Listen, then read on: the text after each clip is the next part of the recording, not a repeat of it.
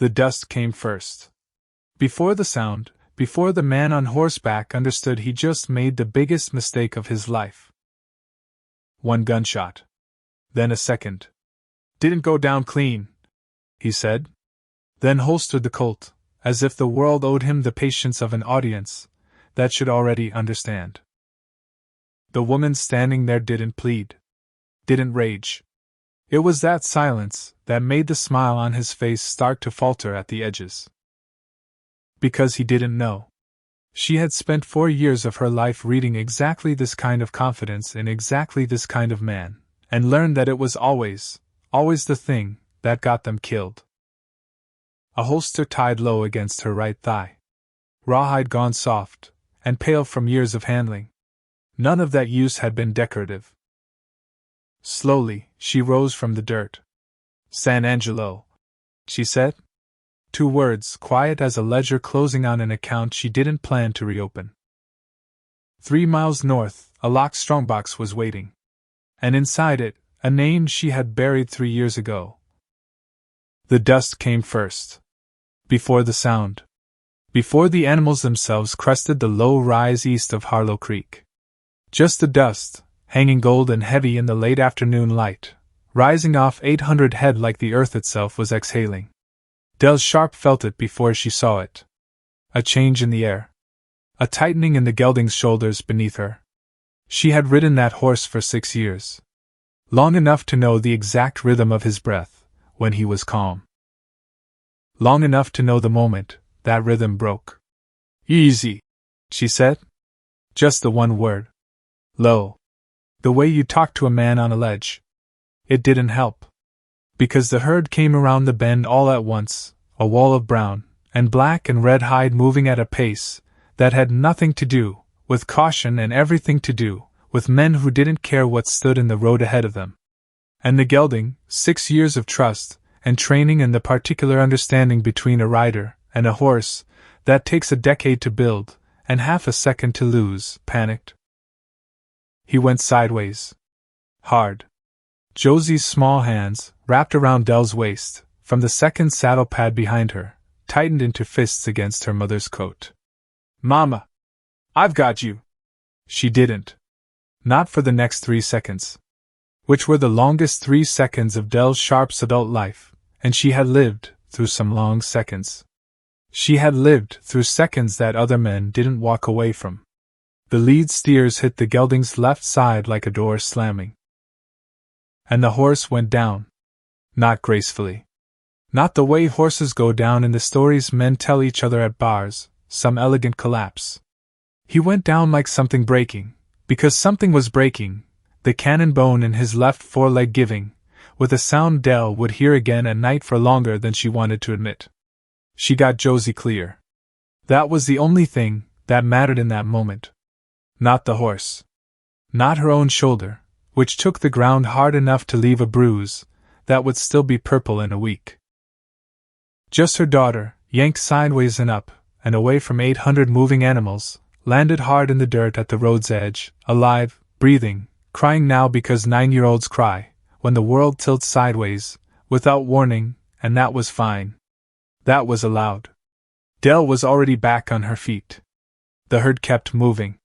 Because herds don't stop for a fallen horse. They part around obstacles the way water parts around stone, and the men driving them didn't stop either, not at first, not until the lead rider came around the bend behind the herd, and took in the scene, with the particular unhurried attention of a man who has never once had to hurry toward anything in his life. He was big. 6'2", maybe more in the saddle. A jaw that sat wrong on his face, the kind of wrong that comes from an old break-heeled, without a doctor's hand on it, giving his whole expression a permanent look of impatience, that Dell would come to understand wasn't entirely a look. It was the man underneath it. He rode up. He looked down at the horse. The gelding was still moving, still trying, front leg bent in a way legs weren't built to bend, and the sound coming out of him was low, and terrible and continuous. The man drew his Colt without dismounting. No! Dell started. He fired. The horse didn't go down clean. He fired again. Didn't go down clean, the man said. He said it to no one in particular. The way a man explains something obvious to people, who should already understand it, and holstered the Colt, and looked at her. Not at Josie. At her. The daughter didn't register on his face at all, and something about that, the way a 9-year-old girl sitting in the dirt, with dust on her face, and tears cutting clean lines through it simply did not enter into this man's accounting, told Dell everything she needed to know about him in under 2 seconds. "Horse ran into our drive," he said. "That's what happens." He glanced back at his men. 2 of them, coming up behind, and they were grinning, and that told her something too. This wasn't new to them. This was Tuesday. "You want to file a complaint," the man said. "The nearest judge is in San Angelo. 2 days' ride." Dell was looking at her horse. She stayed that way for a long moment. Long enough that the big man's grin started to falter at the edges, because most people filled silences like that with something. Pleading. Anger. Some kind of noise that let him know where he stood. She gave him nothing. Then she stood up. "San Angelo," she said. 2 words. Quiet. The way you'd close a ledger you didn't plan on reopening. The big man turned toward the sound of her voice, with the easy confidence of someone who had done this 100 times, and expected the 101st to go exactly the same way. What he didn't know, what nobody in Harlow Creek would know, not that day, not for a long while after, was that Dell Sharp had spent 4 years of her life reading exactly this kind of confidence in exactly this kind of man, and she had learned that the confidence was always the thing that got them killed. Or humbled. Depending on the day. Depending on her mood. Depending on whether she had a 9-year-old girl sitting in the dust behind her, watching. Today it would be humbled. She looked back down at Josie. "Baby. Get up. We're walking." The road into Harlow Creek was 6 miles of hard-packed dirt baked pale by a Texas sun that didn't care whether you were carrying a dead man's memory, or a broken heart, or, in Dell's case, both. She carried her saddlebags over one shoulder. Josie walked beside her, quiet now, the crying done, replaced by the particular silence of a child, who has learned that silence is sometimes the only thing you have left to offer a parent, who is holding herself together by force of will alone. "Mama." "Yeah. Are we gonna be okay?" Dell kept walking. Because if she stopped, if she looked down at that small upturned face right now, something in her chest, that she had welded shut a long time ago might come loose. And she couldn't afford that. Not on this road. Not today. "We're always okay," she said. "You know that." "That's not an answer." "Smart kid. Too smart some days." Ames used to say that. Used to say it, with a laugh, like it was the best thing about her, and maybe it was, except now it meant Dell couldn't get away with the soft lies parents tell to smooth a hard road, because Josie caught every one of them. "We're okay," Dell said again. Slower this time. "Because we've been through worse than a dead horse." Which was true. Which was also the kind of true that Dell didn't want to explain to a 9-year-old on a dirt road, with the sun going orange behind them, and 6 miles still ahead. Josie didn't ask again. They walked. Harlow Creek announced itself the way most Texas cattle towns did in those years, a scattering of buildings that thickened as you got closer, a church steeple standing slightly too tall for the town underneath it, a livery, a mercantile, a saloon with a hand-painted sign that read the Iron Spur in letters that had clearly once been more ambitious than the paint could sustain. And at the near edge of it, a 2-story boarding house, with a wraparound porch, and 2 front windows, that caught the last of the light like a pair of watching eyes. The woman who ran it was standing on that porch when Dell and Josie came up the road. Her name was Odessa Marsh, and she had been running that boarding house for 11 years, which was long enough to develop a particular kind of eye.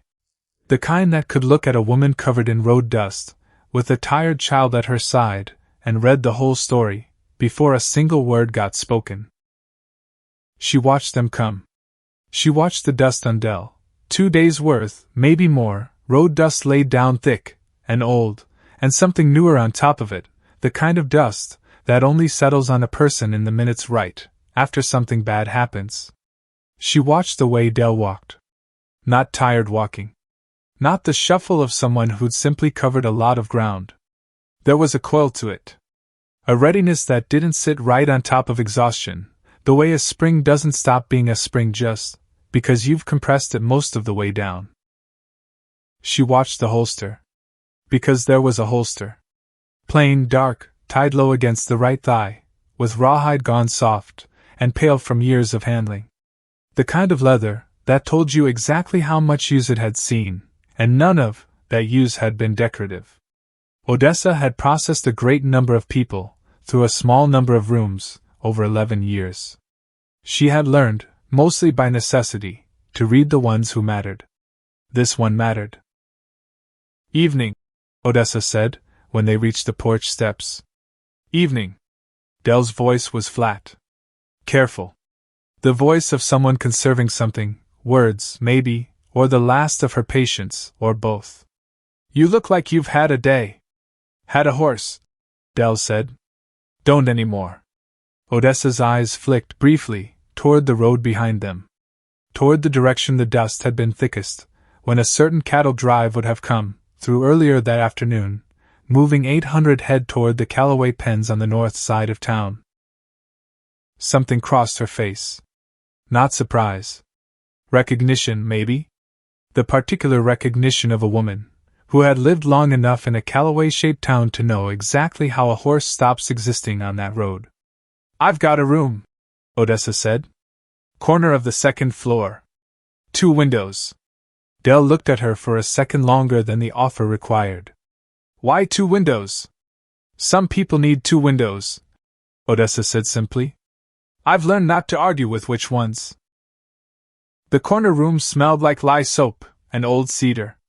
Josie was asleep, within 20 minutes of the door closing, curled small on the narrower of the 2 beds, one hand still fisted in the blanket the way she'd been sleeping, since she was 6 years old, since when her father was still alive to tuck that same blanket around her, and Dell sat on the edge of the other bed, and watched her daughter breathe, and did not sleep at all. She thought about the horse. She thought about 6 years.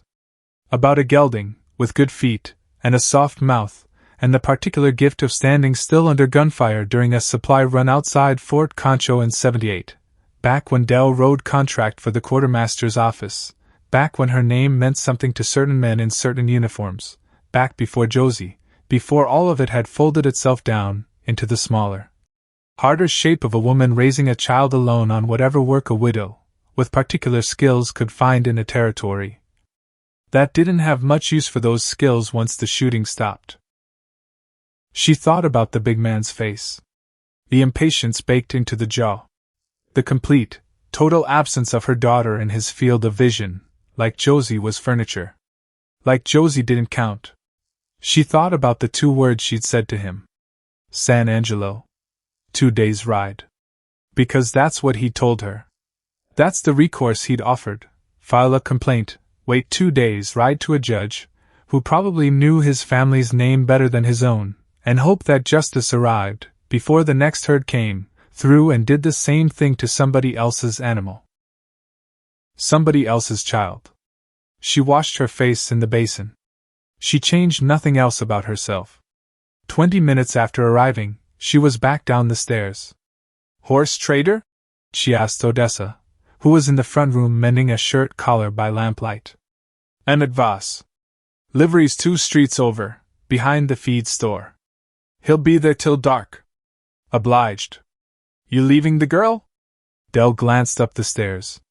"She's asleep. I'll be quick."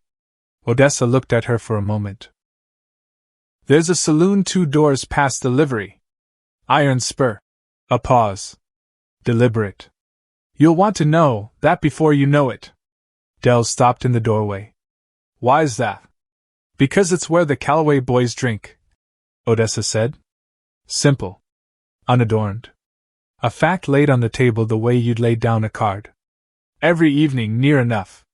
And I'd guess, from the look of that dust on you, you already met one of them out on the East Road. Dell didn't answer that directly. What's the family? She said instead. Not a question, so much as a request for information, the tone of someone building a picture, before walking into a room. Callaway's run cattle in this basin 20-some years now, Odessa said. Old man built it up from nothing much. Died of a stroke 7 years back. Left it to 3 boys. She set the needle down. Eldest is Garrett. Big. Slow to anger till he's not, and then it's done fast.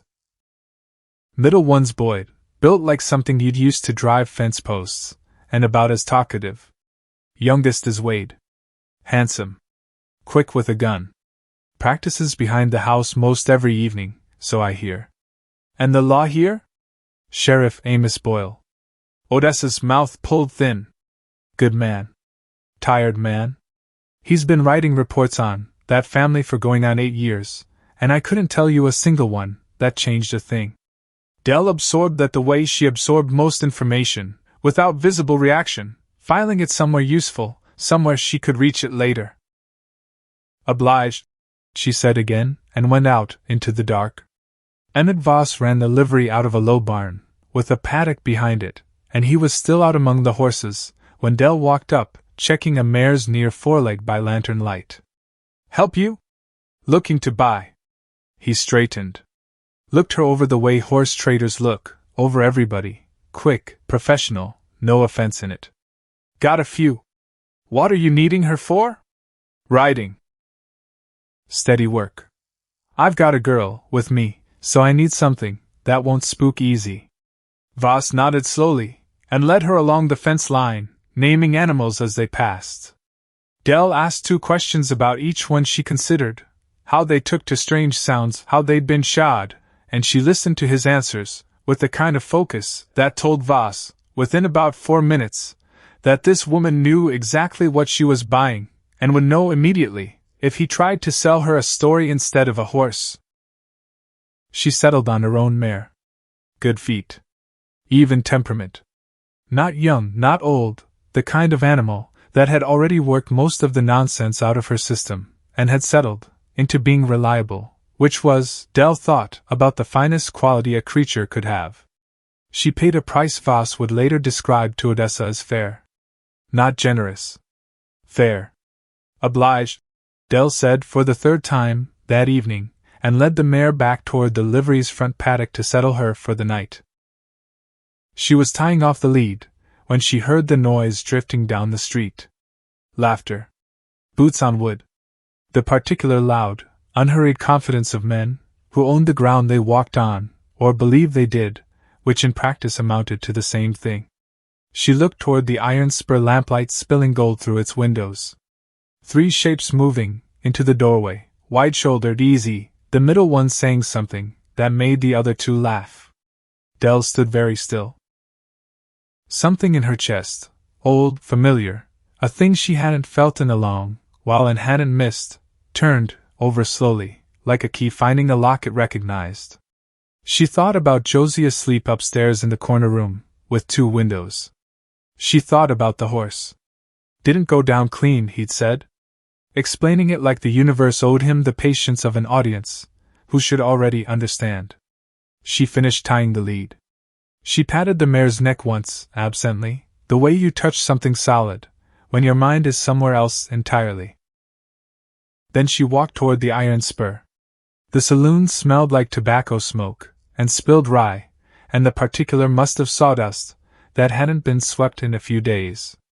Otto Kraft, the man behind the bar, a compact, careful 50-year-old with the watchful eyes of someone who had spent 8 years learning to read a room, before the room finished declaring what kind of night it intended to be, clocked her the second she came through the door. He read her fast. He always read strangers fast. Category was everything in a saloon. Category told you what kind of evening you were in for, and this one didn't fit any category he liked. She went to the far end of the bar. Back to the wall. Clear line to both exits, though nobody watching her walk there would have thought to name it that.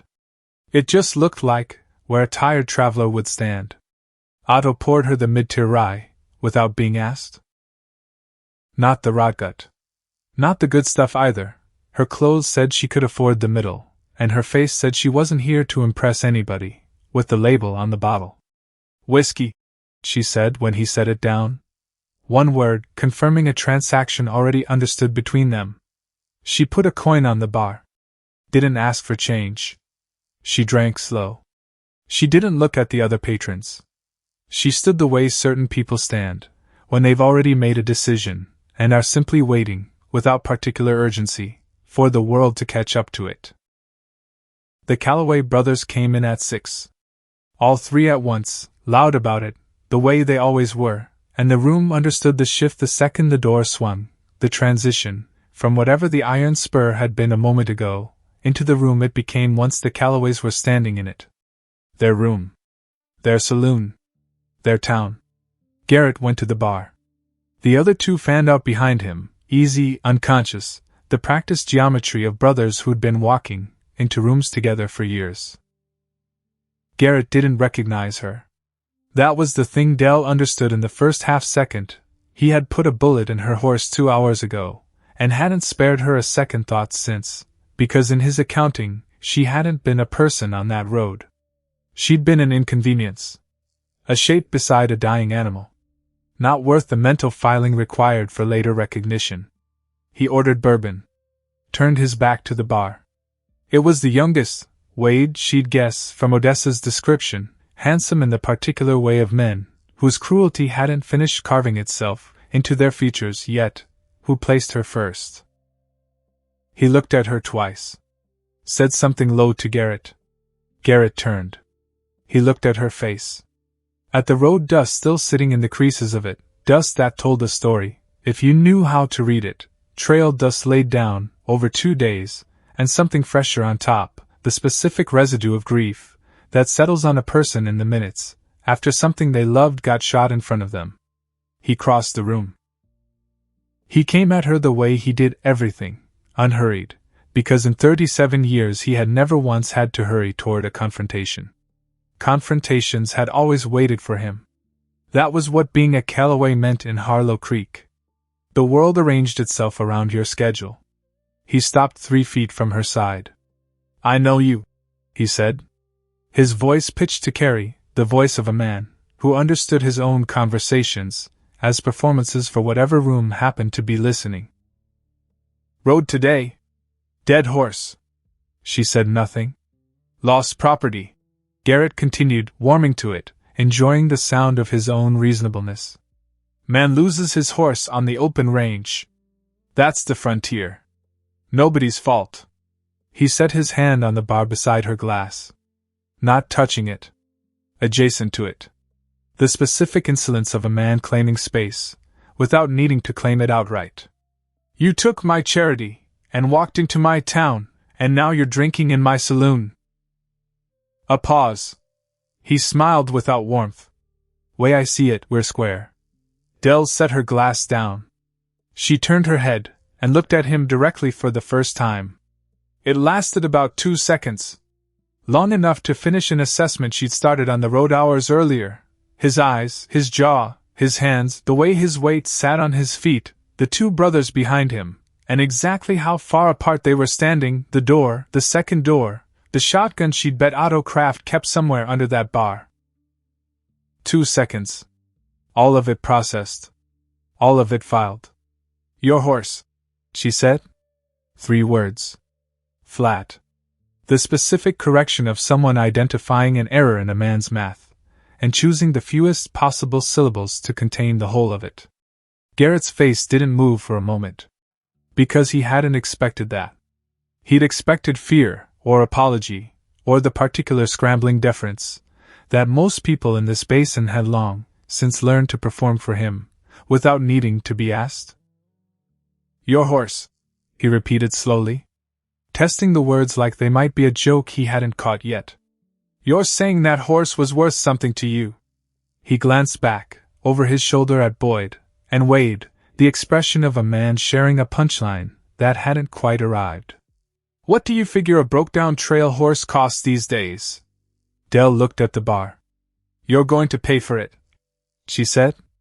The room had gone quiet by sections, the card game 2 tables, over trailing off first, then the low conversation at the far wall, the particular graduated silence of a saloon, that has sensed something shift in the air pressure, and is waiting to understand what.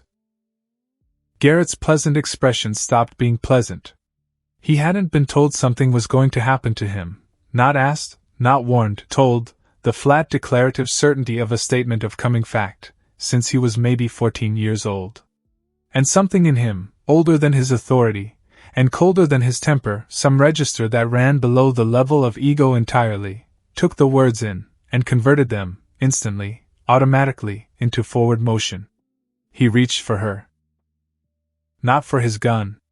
For her. The old gesture of a big, confident man clearing a smaller nuisance out of his path, with the simple application of mass. She wasn't where his hand was going. She'd moved, not far, not dramatically, just exactly the distance required to turn his reach into empty air, and the motion was so economical, so precisely calibrated, that it looked less like a dodge, and more like the room itself had shifted a few inches to the left. Before his arm finished its arc, her hand had found his wrist, and redirected it. Garrett found himself facing the bar. His own arm bent up behind him at an angle that communicated, with total clarity, the exact location of its structural limit. The room had stopped breathing. Boyd moved. Boyd was not a subtle man, and there was nothing subtle about the way he came, a direct, massive charge, the kind of forward momentum that had settled a great many disagreements for the Calloway family, through the sheer application of weight. She released Garrett's wrist. She stepped aside, from Boyd's charge, with the same small, precise adjustment, and his momentum carried him straight into the bar, with a sound the old mahogany absorbed the way mahogany absorbs most things, patiently, having taken worse, and Boyd went down behind it, Otto Kraft flattening himself against the whiskey shelf to stay clear of the wreckage. Wade drew. Wade was the fast one. The accurate one.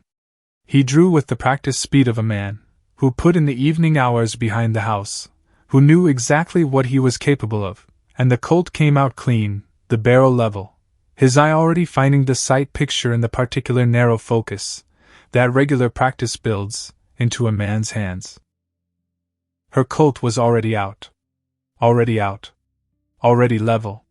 Pointed at him across 8 feet of saloon floor, hammerback, and Wade's evening practice, years of it, a young man's whole quiet discipline poured into that motion, had given him just enough professional understanding to know, in the half-second it took to register her draw, that he had lost. He hadn't seen her move. Nobody had. He lowered the Colt. Set it on the bar.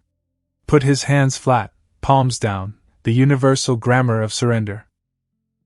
Garrett straightened up slowly, from where the bar had bent him. His wrist was already starting to throb in a way that would be considerably worse by morning.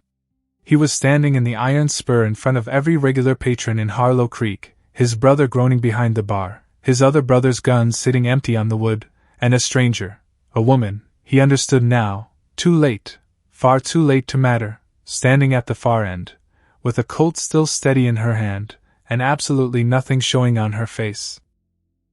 He looked at her eyes. He had looked at a great many men's eyes across a great many situations in 37 years, and he understood, immediately, exactly what he was seeing. Not performance. Not the practiced menace of a man trying to look dangerous. Nothing being performed at all. The decision had already been made, somewhere behind those eyes, and everything happening now was simply the consequence of it playing out, patient and unhurried, the way weather plays out. He reached into his coat. He drew out his wallet. His hands weren't quite steady, a fact he would spend considerable effort pretending, later, had not been the case, and he counted out a sum of money onto the bar top. Carefully. Accurately. Because something in her stillness suggested that inaccuracy would be noticed and addressed. He pushed the money across the wood. He didn't say anything. She looked at it. She picked it up, didn't count it, just folded it once, and slid it into her coat, and as she did, Something else came loose from the fold of her coat sleeve, where it had caught, or maybe from somewhere near Wade's abandoned holster, where it had been sitting the whole time, tucked half under a folded bandana on the bar, easy to miss. A paper. Folded twice, soft at the creases from handling. It landed near her boot. She bent and picked it up, without thinking much about it, the automatic reflex of someone who doesn't leave paper lying around in a room full of men she doesn't trust, and she was already turning to leave, already holstering the Colt in one smooth motion that 10,000 repetitions had worn into pure reflex, when her eyes caught the top line of the unfolded page. She stopped. Just for a second. Just long enough for her whole body to go very, very still in a different way than it had been still a moment ago. Not readiness this time, something else, something colder and slower moving underneath it. Concho Basin, Parcel 114, Ames Sharp, filed 1877. Her husband's name. Her husband, dead 3 years, and here was his name on a survey filing sitting loose in the coat of a Callaway boy in a saloon 200 miles from where she'd buried him. She looked up. Garrett was watching her. And something crossed his face in that instant, brief, but not brief enough, the particular flicker of a man who has just realized, half a second too late, exactly what a stranger is holding in her hand, and exactly what it means that she's holding it. "That's nothing," he said. "Too fast. Family business. Give it here." Dell folded the paper. Slid it into her coat, next to the money. "I'll hang on to it," she said. "Since you were so generous with the rest." She finished her rye, unhurried, the last swallow deliberate, a small closing punctuation on the whole scene, and set the glass down on the bar, with a soft, final click.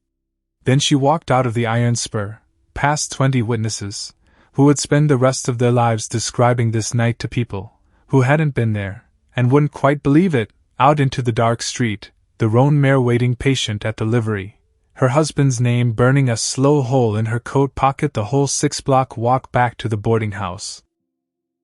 Sheriff Amos Boyle was sitting on his office porch when she passed, and he watched her go the way he'd learned to watch most things in this town, carefully, from a slight distance, with the specific tired caution of a man who understood exactly how much his badge was worth against the Callaway name, which was to say not nearly enough, and who had made a kind of uneasy peace with that math a long time ago. He'd heard about the horse 2 hours before. A drover riding loose, with the Callaway herd had mentioned it, offhand, the way you'd mention weather. He hadn't acted on it. Dead horses on the open road were not, in his 8 years of hard experience, the kind of incident that produced anything but paperwork nobody in San Angelo would ever read. He watched the stranger walk past now. Watched her hands. Watched the particular stillness in her stride, not exhaustion exactly, though there was plenty of that in it too, but something laid over the exhaustion, something coiled and quiet. He didn't know yet what had happened in the Iron Spur 20 minutes earlier. He would know by morning. The whole town would know by morning. He went inside and got his jacket. He sat back down on the porch, in the dark, and waited for something he couldn't have named, if you'd asked him, except that 8 years of being sheriff in a Callaway-owned town had taught him the particular grammar of situations that hadn't finished happening yet. Dell climbed the boarding house stairs 2 at a time. Because something was pulling at her.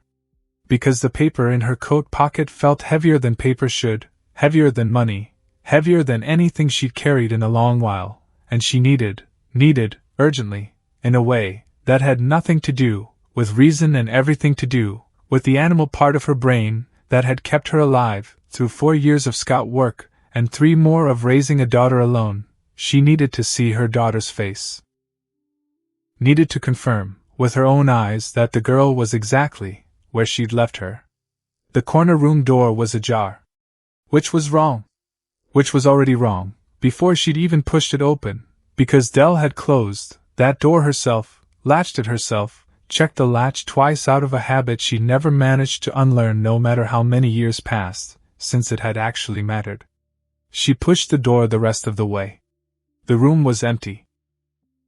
Not empty the way a room is empty when someone stepped out for water.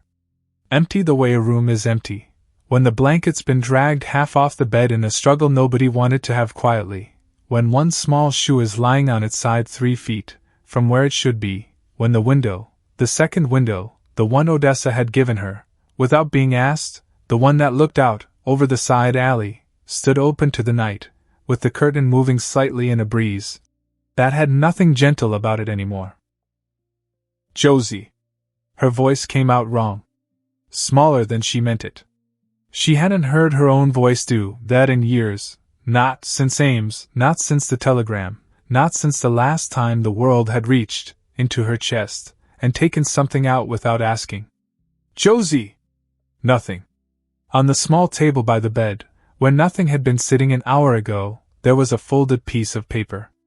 Different from the one in her pocket. Newer. The ink still faintly wet at the edges, where whoever wrote it hadn't waited long enough before folding it shut. Del's hands were not steady when she opened it. They hadn't been unsteady in the iron spur. They hadn't been unsteady on the road, watching a bullet finish what a stampede had started.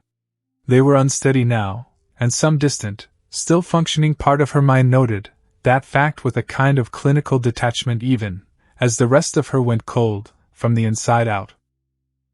4 words. That was all it said. You took something. So did we. No signature. None needed. Del stood very still in the doorway of that room, the curtains still moving behind her, the alley below still dark, and empty and giving nothing back, and somewhere down the hall a floorboard settled, with a small, ordinary creak that in any other night would have meant nothing at all. She folded the note once. She put it in her coat, next to the deed, with her dead husband's name on it, next to the money a man named Garrett Calloway had paid her for a horse he'd shot without blinking. Then she went back down the stairs, out into the street, into a town that had no idea yet what it had just done to itself, and she stood there in the dark, with her hand resting, without conscious thought, on the grip of a Colt that had already proven itself once tonight, and would, before this was over, have to prove itself considerably more. She did not call for the sheriff. Not yet. She stood in the street, and looked north, toward the dark shape of a cattle ranch she hadn't seen yet but already understood, with total certainty, was where her daughter's trail would lead, and something settled into her then, something that had nothing left of exhaustion in it at all. Because there is a particular kind of quiet that comes over certain people once fear finishes turning into resolve. Not calm, exactly. Something colder than calm. Something with an edge on it.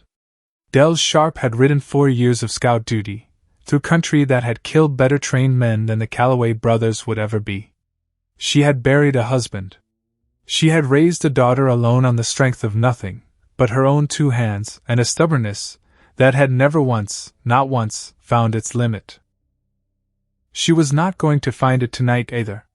She started walking. North. The rope burned before it broke. That was the first thing Josie would remember about the night, 3 years from now, 4 years from now, whenever memory chose to drag her back to it uninvited. Not the fear. Not the men's voices in the dark. The rope. Because somebody had tied her wrists too tight, too fast, the kind of knot a man ties, when he's more worried about being seen than about doing it right, and it burned against her skin the whole ride out to wherever they were taking her.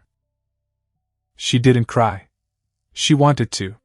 Some animal part of her wanted to scream, until somebody came.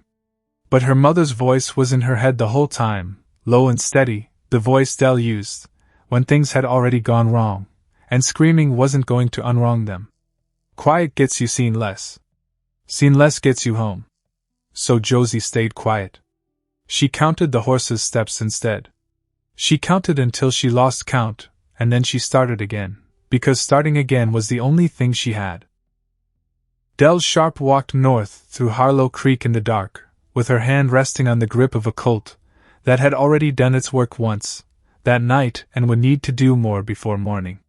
She did not run. Because running told anyone watching exactly how afraid you were. And afraid was a currency Del didn't intend to spend, where it could be seen. So she walked. Even pace.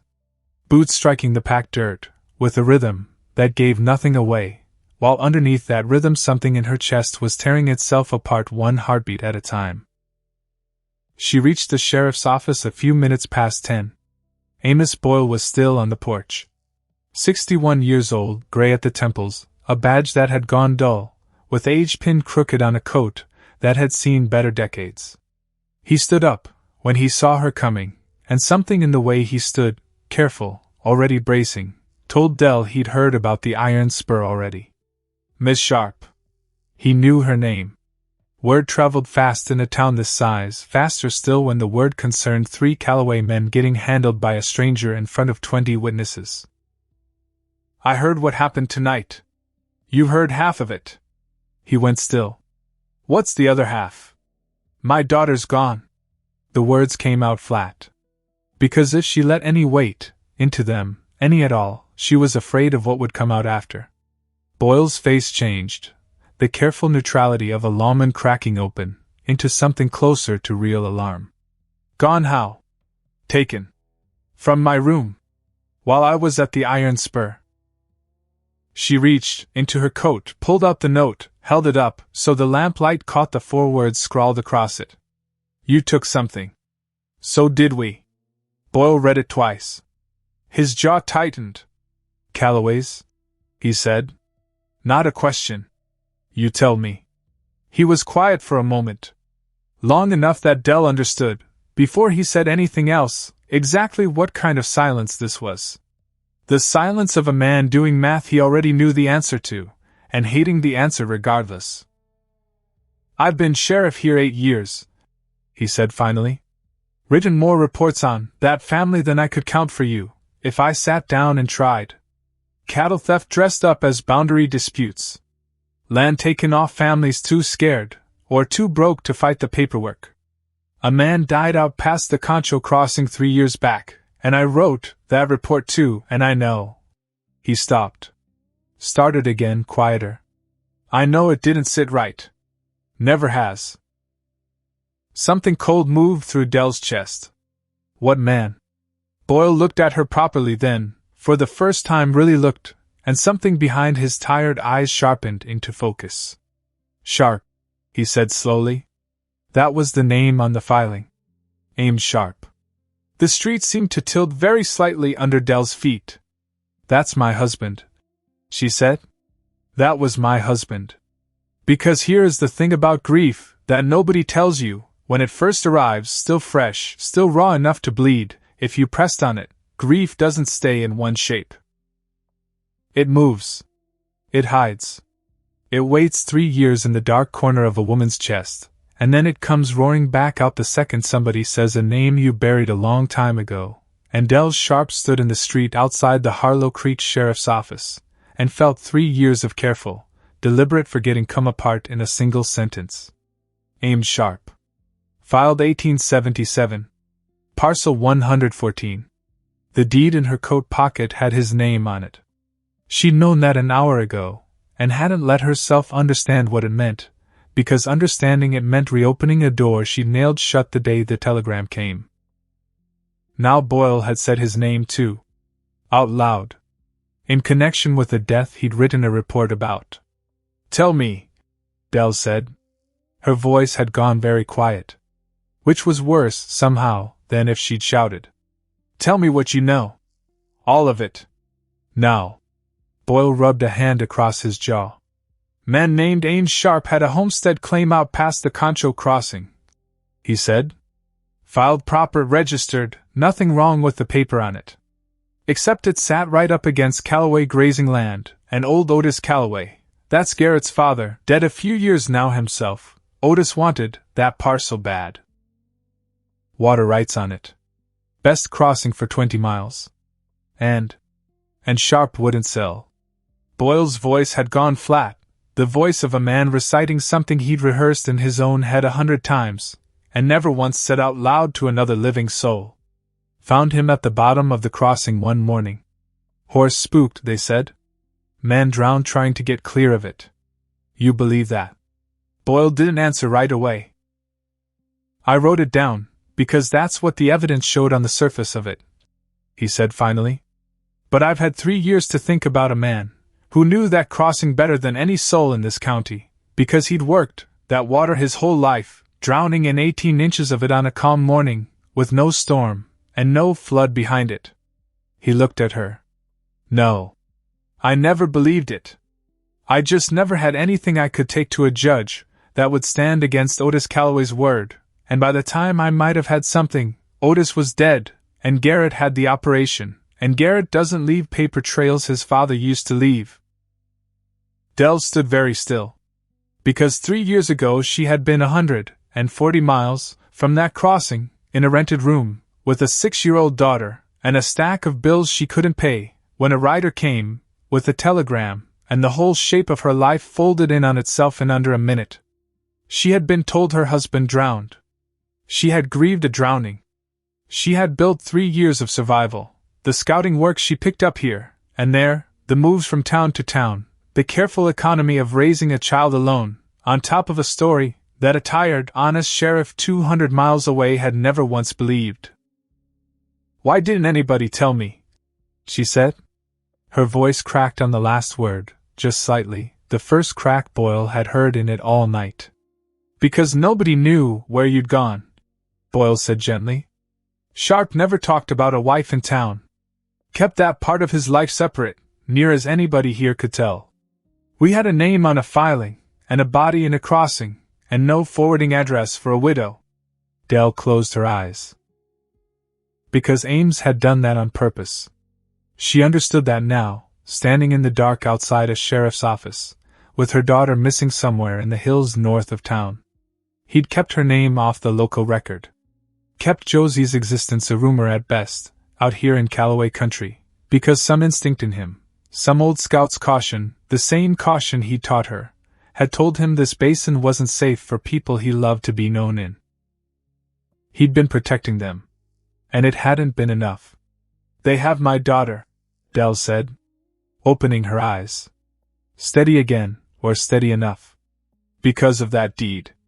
It fell out of Wade Calloway's coat tonight, in the iron spur, in front of 20 witnesses, and I picked it up before I understood what I was holding.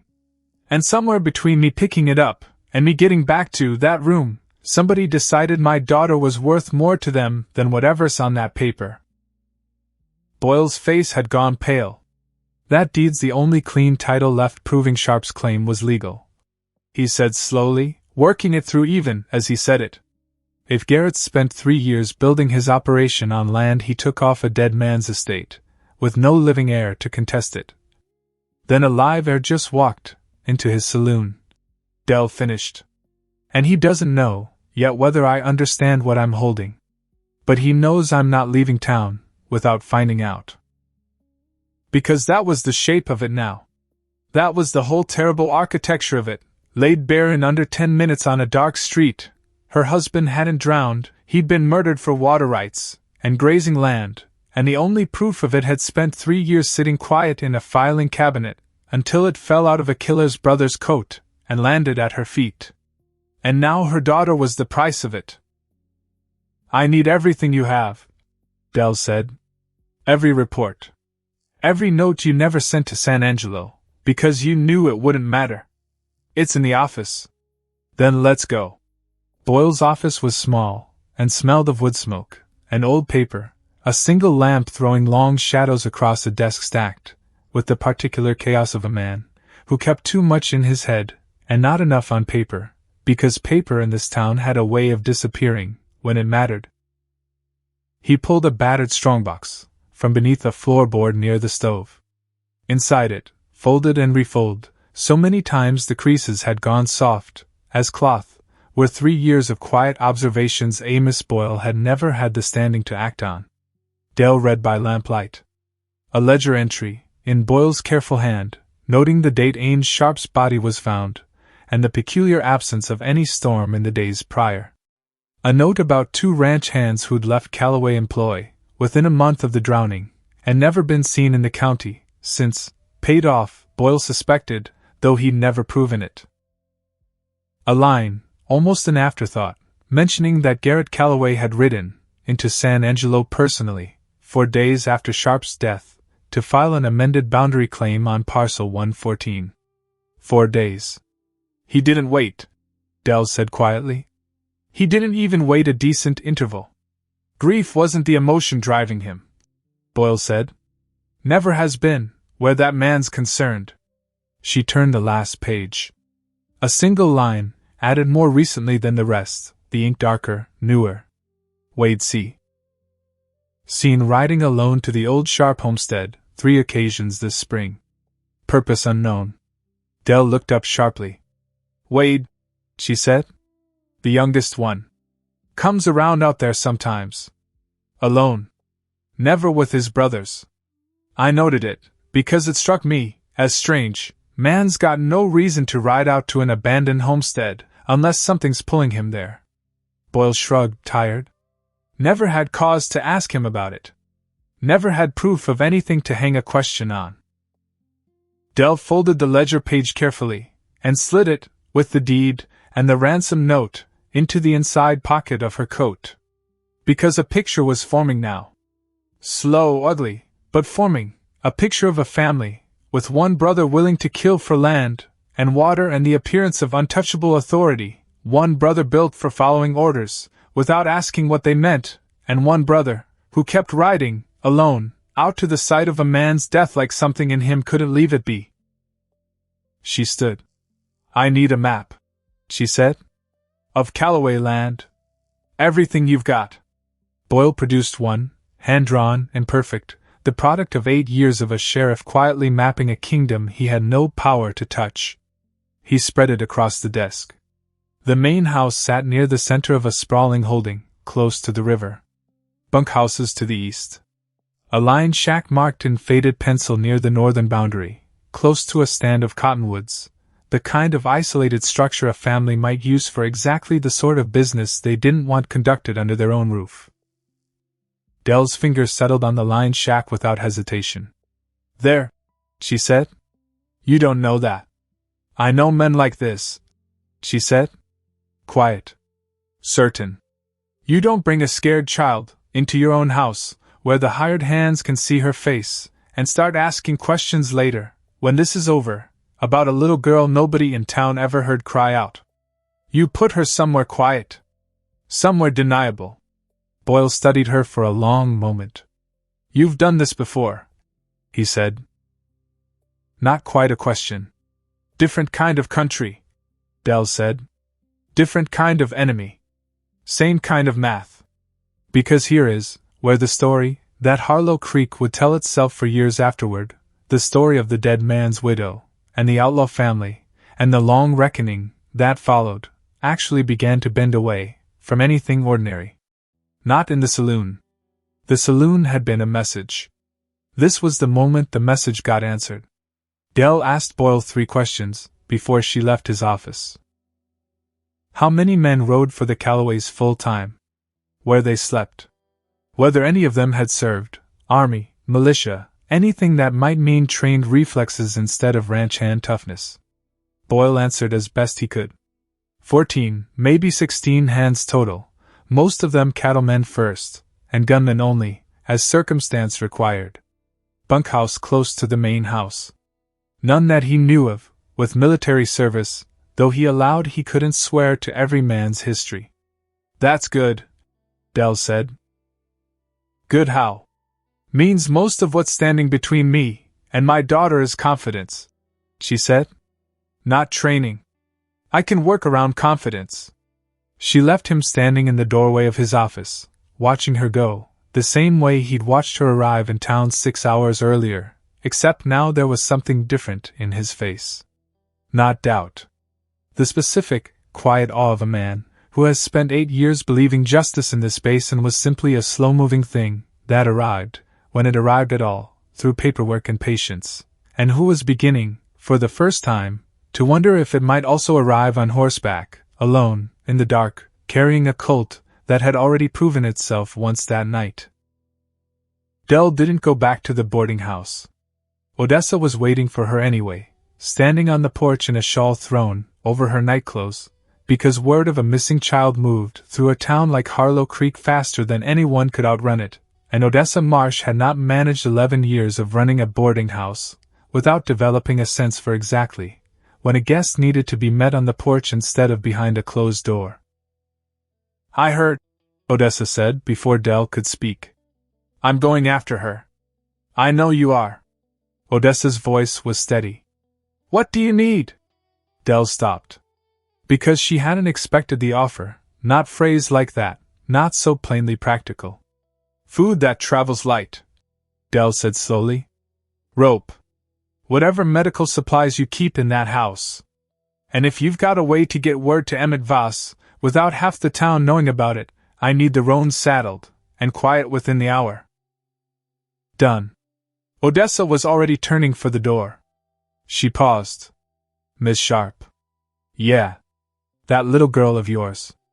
Odessa's voice caught, just slightly, the first crack in her own careful composure all night.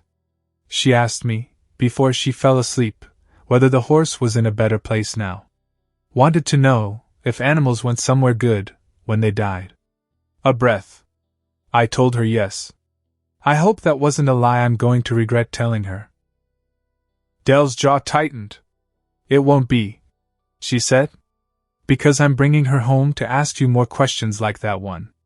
The ride north took the better part of an hour, moon high and thin, the roan mare sure-footed, over ground she'd never crossed before, and Dell used every minute of that hour the way she'd been trained to use minutes like it a long time ago, in a different country, under a different kind of danger." She thought.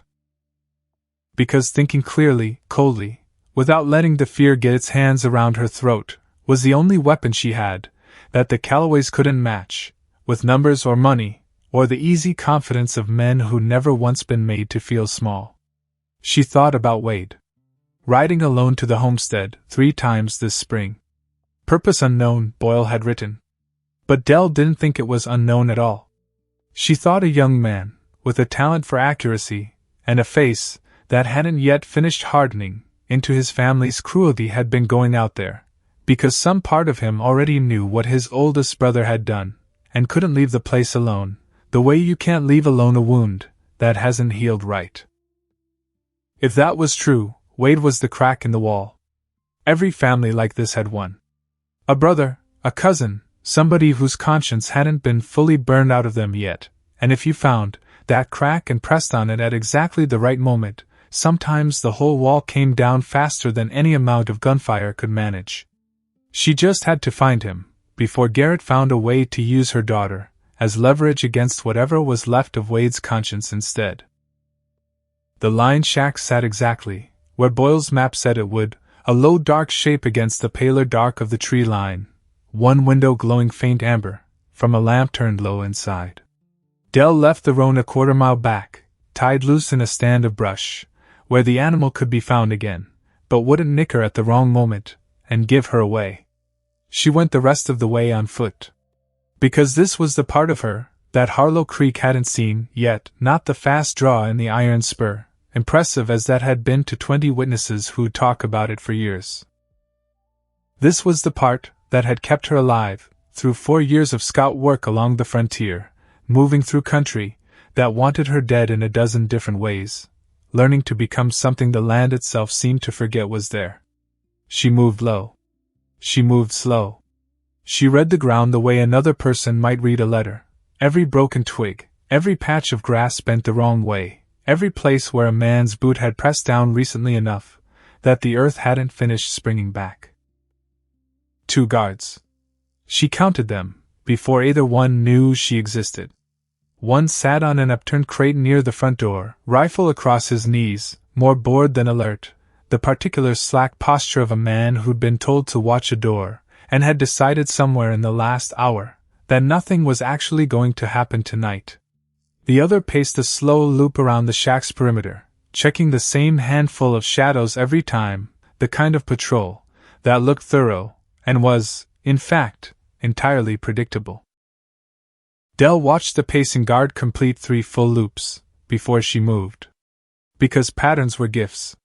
Patterns told you exactly when a man's attention would be pointed somewhere other than where you needed it pointed, and this man's pattern had a 6-second gap in it every time he rounded the northeast corner of the shack, a gap where the tree line blocked his view of the crate-sitting guard, and gave Dell exactly the window she needed. She used it. Inside, Josie sat on a narrow cot, with her wrists still bound, rope burned and raw, staring at the low lamp flame like she could will herself somewhere else just by watching it hard enough. She heard the door, before she saw it move. A soft sound. Barely a sound at all, the particular quiet of a latch being worked, from outside by someone, who understood exactly how much pressure a hinge could take, before it complained. She held her breath. The door opened 3 inches. A shape slid through, low, fast, and Josie's whole body went rigid, with a fear, so complete it didn't even have room for a scream, until the shape crossed into the lamplight, and dissolved into a face she would have known in absolute darkness, in any country, at any age. "Mama!" Quiet. Barely a whisper. Already at her side, already working the rope loose, with fingers that moved fast, and sure despite everything. "Quiet, baby. I've got you. I knew you'd come." Josie's voice cracked, the whisper barely holding together. "I told myself.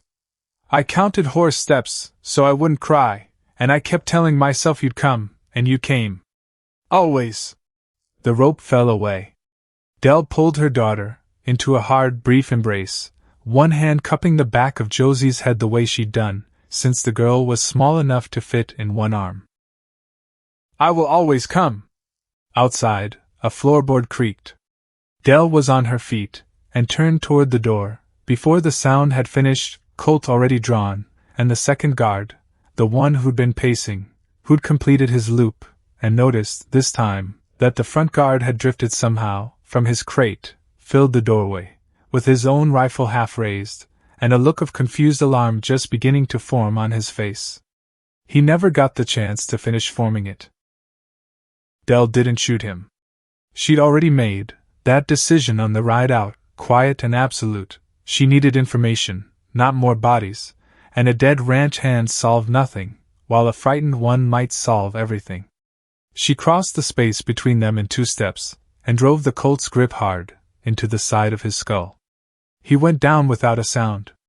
Because there is a particular kind of silence that follows violence, even small violence, even violence measured out, with precision and restraint, a silence that rings in the ears louder than the noise it replaced, and Dell stood, over the fallen guard in that silence with her daughter's hand gripped tight in her own, listening for the sound of a third man, a fourth, anyone whose pattern she hadn't yet counted. Nothing came. "We move now," she whispered. "Fast. Quiet. Same as we practiced." Because they had practiced this. Not this exactly. No parent plans for the exact night their child gets taken from a boarding house by a rancher's men, but Dell had spent years teaching her daughter the bones of it anyway. Back roads, staying low, the discipline of moving like you don't want to be seen, because a scout's daughter learns different lessons than other children learn, and Dell had never been able to decide whether that was a gift or a wound she was handing down. Tonight it was both. Josie moved fast and low beside her mother, exactly as taught, and they were 50 yards clear of the line shack, moving toward the tree line, where the roan waited, when a voice cut through the dark behind them. "That's far enough." Dell stopped. She recognized the voice before she turned. Younger than Garrett's. Steadier than Boyd's ever managed to be. And underneath the command in it, something else. Something that didn't quite match the words, a hesitation that a less experienced ear might have missed entirely. Wade Calloway stood 20 feet back, rifle raised, moonlight catching the barrel. He was alone. Dell understood, in the half-second it took to process that fact, exactly what it meant. If Garrett or Boyd had discovered the escape, there would have been noise. Shouting. A whole yard full of men roused out of the bunkhouse. Instead there was one brother, alone, rifle up, and something in his stance that didn't match a man fully committed to using it. "Wade," Dell said. Quiet. Testing the name against him like a key against a lock. His rifle didn't waver, but something in his face did. "You know my name. Sheriff Boyle told me about your family. Told me you ride out to the old Sharp homestead alone 3 times this spring. She let that sit a moment. Man doesn't do that unless something out there won't leave him be. The rifle stayed level. But his jaw had tightened, and his eyes, Dell could see it even at this distance, even in poor light, his eyes had gone somewhere else for a second. Somewhere 3 years in the past. You don't know anything about that, he said. But his voice had lost its edge. I know my husband's name was on that filing, Dell said. I know he drowned in 18 inches of water on a calm morning, on land your family wanted bad enough to kill a man over. I know your brother Garrett rode to San Angelo 4 days later to file an amended claim, before the body was even properly buried. She took one slow step forward, Josie's hand still gripped tight in her own. I think you know all of that too. I think that's exactly why you keep riding out there. Because some part of you can't let it lie. The rifle wavered. Just slightly. Just enough. He didn't fight it fair, Wade said. The words came out low, strangled, like they'd been sitting behind his teeth for 3 years waiting for exactly this moment to escape. Garrett didn't even give him the courtesy of a fair fight over it. He stopped. Swallowed. I was 17. Old enough to know what a fresh grave looks like, when nobody in the family wants to talk about how it got dug. Too young to do anything about it. You're not 17 now, Dell said. Silence stretched between them, taut as wire. Josie's hand tightened around her mother's.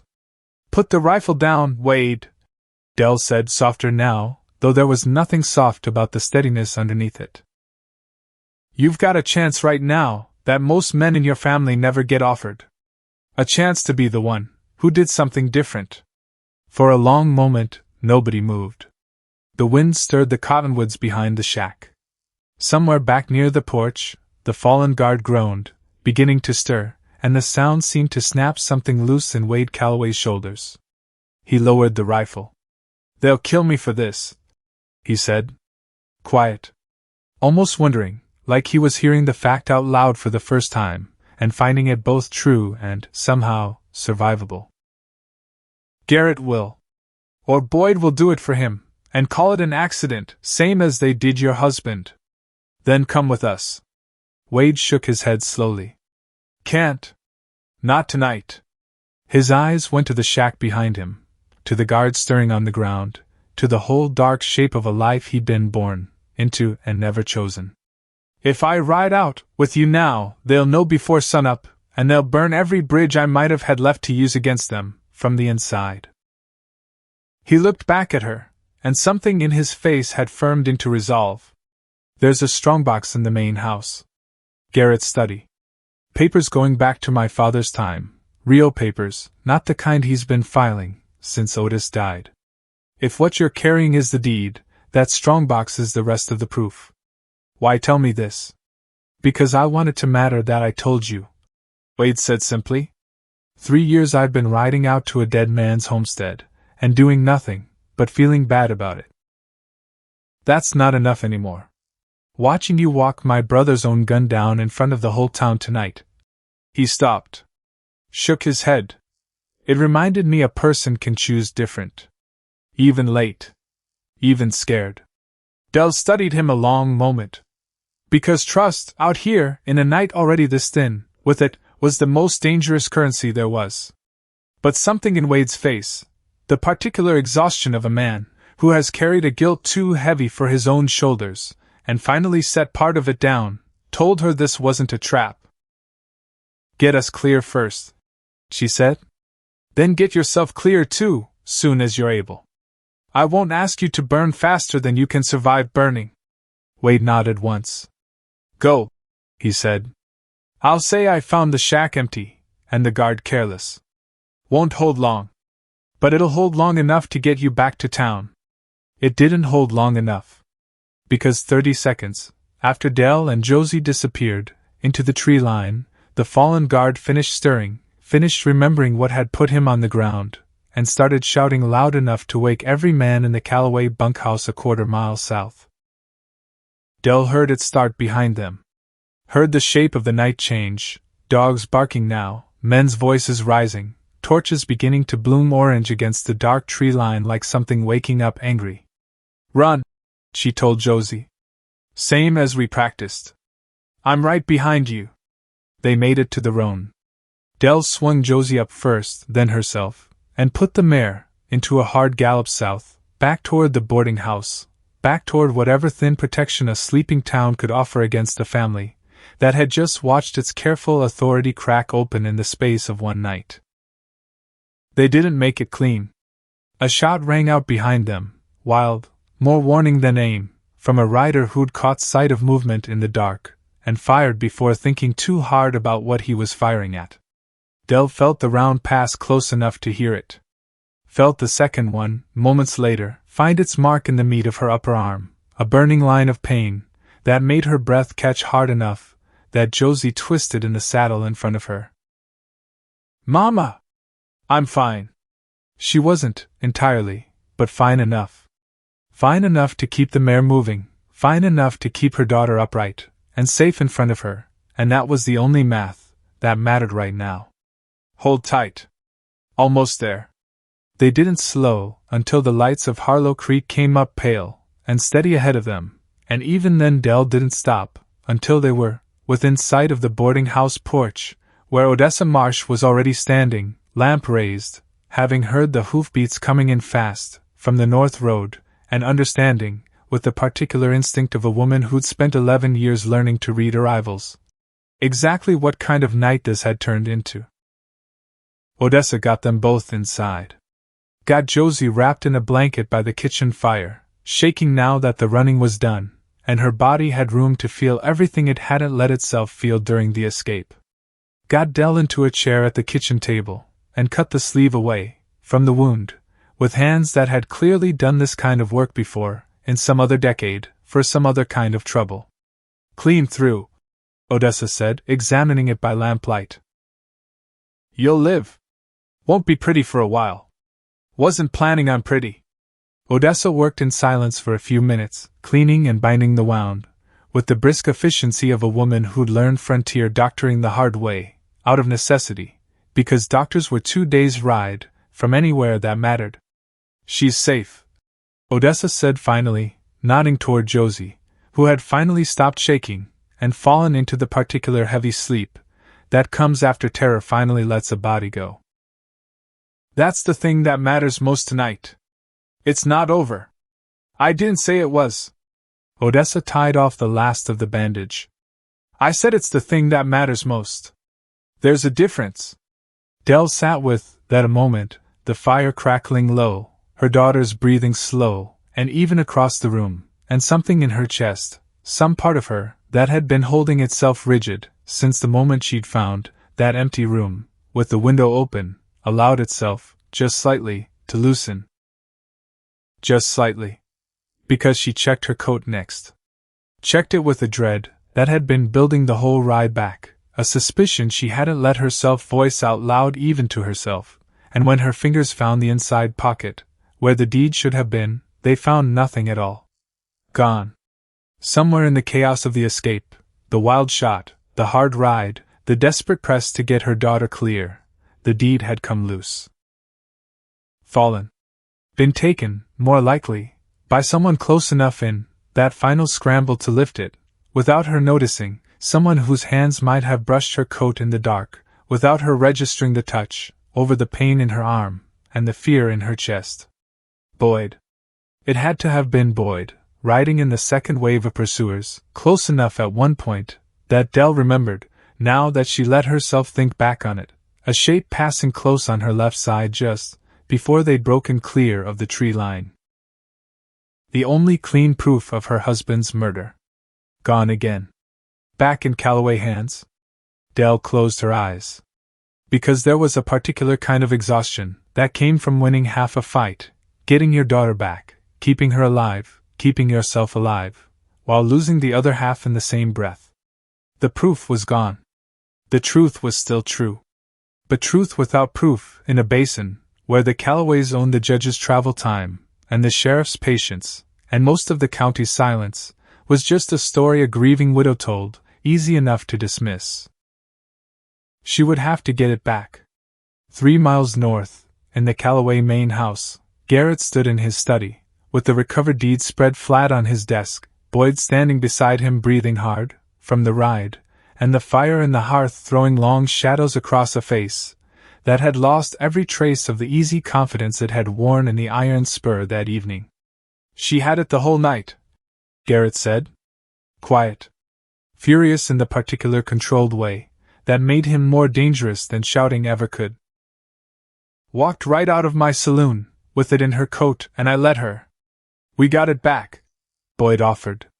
"We got it back tonight." Garrett's hand came down flat on the desk, hard enough to make the lamp jump. "But she's already talked to Boyle." "I know she has. Sheriff's been circling my operation for 8 years waiting for exactly this kind of opening, and now he's got a widow, with a legitimate claim, and a story to tell anybody in San Angelo who'll listen." He turned. Looked toward the study door, toward the hallway beyond it, toward the room, where his youngest brother should have been sleeping and, as it happened, was not. "Where's Wade?" Boyd shrugged, slow, uncomprehending in the particular way he approached most things. "Said he'd check the North shack." Guard let the girl slip. "Wade went to see how bad it was." Garrett's eyes narrowed. Because something about the sequence of the night's events had been sitting wrong in the back of his mind since the moment word reached him that the sharp girl had gotten clear, with no more resistance than one groggy guard, and a story about carelessness that didn't quite add up to how thoroughly, how precisely, that escape had been managed. "Find him," Garrett said. "Now. I want to hear exactly what he saw out there, and I want to hear it, from his own mouth, before the sun's up." Wade was found an hour later, still out near the line shack, having spent the intervening time doing exactly what a guilty man does, when he's bought someone else time at his own expense. Nothing useful. Nothing that would look suspicious, just enough aimless movement around the property to construct a story that might survive a few careful questions. It didn't survive Garrett's questions. Because Garrett had built an empire on reading men, on knowing precisely when someone's account of events didn't match the shape of what had actually happened, and one look at his youngest brother's face, pale, too controlled, the particular careful blankness of a man working hard not to give something away, told him everything the guard's confused, half-conscious account hadn't quite managed to. "You let her go," Garrett said. They were alone in the study by then, Boyd sent off to check the perimeter, the fire burned down to embers, and something in the quiet made the accusation land harder than shouting would have.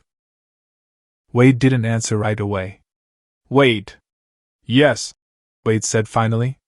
Quiet. Steady, in a way that surprised even him. "I let her go." Garrett's face didn't change for a long moment. That was almost worse than if it had. "Why?" he said. Not loud. Just cold enough to make this single word feel like the edge of something. "Because I've been riding out to that homestead for 3 years, Garrett, and I know why. And I think God help me, I think you know I know, and neither one of us has ever had the nerve to say it plain in this room." Wade's voice shook, just slightly, but he kept going, 3 years of silence finally breaking apart all at once.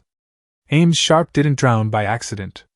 And that woman's daughter didn't deserve to spend a night tied up in a line shack for something her father did nothing wrong by, except own land and father wanted. The silence that followed was absolute. Garrett crossed the room slowly. Stopped an arm's length, from his brother, close enough that Wade could see, even in the dying firelight, exactly how far past reasoning his oldest brother had traveled.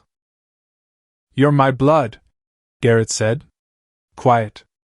"And you just handed a weapon to the one person in this territory capable of burying this family. Maybe this family needs burying," Wade said. The blow came fast. Garrett's fist caught him across the jaw, hard enough to drop him against the desk, papers scattering, the lamp rocking dangerously, before Boyd's hand, Boyd, back in the doorway, drawn by the noise, steadied it just in time. Wade didn't get back up right away. When he did, blood at the corner of his mouth, he looked at his brother, with an expression that had nothing left of fear in it at all. Just a kind of tired, finished clarity. Lock him in the root cellar, Garrett said to Boyd, not taking his eyes off Wade. Until I decide what to do with him. Because that was the price of choosing different, in a family like the Callaways. Not applause. Not relief. A locked door, and a brother's fist, and a long, dark night to sit alone, with the consequences of a decision that had, nonetheless, saved a 9-year-old girl's life. Wade sat on the cellar's dirt floor, back against a shelf of preserved jars, that rattled faintly whenever he shifted his weight, and thought about the look on Del Sharp's face, when she'd said his name in the dark like she already half-trusted him. He thought it had been worth it. He was surprised, a little, at how certain he felt about that, even now, even bruised and locked away, with no clear idea what his own brother intended to do with him by morning. Back in the boarding house, Del sat by the kitchen fire long, after Josie had drifted into deep, exhausted sleep upstairs. The girl finally moved to the bed once the shaking had passed, Odessa keeping quiet vigil beside her, until Del insisted she could sit, with her own daughter alone for a while. The wound in her arm throbbed, with a dull, steady ache that she'd long since learned to set aside, from her thinking, the way you learn to set aside any pain that isn't currently trying to kill you. She thought about the deed. Gone again, back in Callaway hands, along with whatever leverage it might have offered against a family that had already proven, twice in one night, exactly how far they'd go to protect themselves. She thought about Wade. About the particular, fragile courage it had taken for a young man raised inside that family to lower his rifle in the dark and tell her the truth about a strongbox in his brother's study. She thought about Ames. Because she let herself, finally, after 3 years of careful avoidance, think about her husband properly, not the telegram, not the grief that had followed it, but the man himself, quiet and steady, and stubborn in exactly the way that got good men killed by bad men, with more land and less conscience. He'd have known, she thought. He'd have understood the risk of that homestead, understood exactly who he was standing up against by refusing to sell, and he'd done it anyway, because that was who Ames Sharp had been, a man who didn't move off a piece of ground just because someone bigger told him to. Josie had that same stubbornness in her. Del had seen it 100 times already, in small ways, in the particular set of her daughter's jaw, when the world didn't go the way she wanted it to. She was not going to let that stubbornness get her daughter killed the way it had gotten her father killed. Which meant the deed wasn't enough anymore. Which meant she needed the strongbox Wade had mentioned, the real papers, going back to old Otis Callaway's time, proof enough to survive even a judge who owed the Callaway name every favor in his ledger. Which meant she wasn't done. Because a woman, who had ridden 4 years of scout duty, through country built to kill her, who had buried a husband, and raised a daughter alone on nothing but grit and careful planning, did not get this close to the truth, and then simply walk away from it with a bandaged arm, and a story nobody in San Angelo would ever fully believe. She was going back. Not tonight. Tonight her body needed rest it hadn't been given, and her daughter needed her mother present, and whole for at least a few hours of ordinary, unremarkable safety. But soon. Sheriff Boyle arrived at first light, having heard enough overnight rumor to piece together most of what had happened, and found Del already awake, already dressed, already sitting at Odessa's kitchen table, with a fresh cup of coffee going cold in front of her, while she stared at nothing in particular. "You look like a woman planning something," he said, taking the chair across from her without being invited. "I am. Care to tell me what?" Del looked up at him. Something had shifted in her face overnight, not softer. Nothing about Del Sharp was trending toward softer these days, but something had settled into place, some final decision locked down tight, where nothing was going to shake it loose again. "Wade Callaway told me there's a strongbox in Garrett's study," she said. "Papers going back to old Otis's time. Real ones. Enough to prove what happened to Ames, if we can get our hands on it, before Garrett decides to burn the whole box rather than risk it." Boyle's eyebrows rose. "You talked to Wade." He let Josie go. Rifle in his hands, and he lowered it. She wrapped both hands around the cold coffee cup, more for something to hold than any interest in drinking it. I think that's going to cost him. I think it already has. And you're planning to go back for that strongbox. I'm planning to finish what got started 3 years ago at the bottom of a river crossing, Dell said. Quiet. Absolute. Because that man used a woman's grief and a widow's silence to build himself a kingdom on stolen ground, and a lie about how her husband died, and I am done letting that lie stand unchallenged just because it's inconvenient to challenge it. Boyle sat back slowly. That's going to mean going up against the whole operation, he said. Not just Garrett. Boyd. However many hands he can put a gun in. The whole Callaway machine, all at once, out in the open, where there's no crowd of iron spur witnesses to keep things civil. I know what it means. You've got a daughter upstairs. I know that too. Dell's eyes didn't waver. Which is exactly why I'm not going to let this basin stay the kind of place where a family like that gets to keep deciding whose husband drowns, and whose daughter gets taken, and whose sheriff has to sit on his hands for 8 years writing reports nobody reads. Not while she's growing up in it. Boyle was quiet for a long moment. Then, slowly, he nodded. Whatever help this office can give you, he said. It's yours. Been waiting 8 years for somebody, with the nerve to make this fight worth having. Didn't expect it to be a widow, with a 9-year-old, and a bullet wound less than a day old. But I'll take it.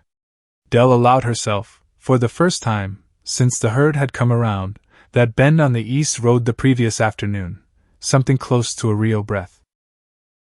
Then let's talk about how we get that strongbox, she said.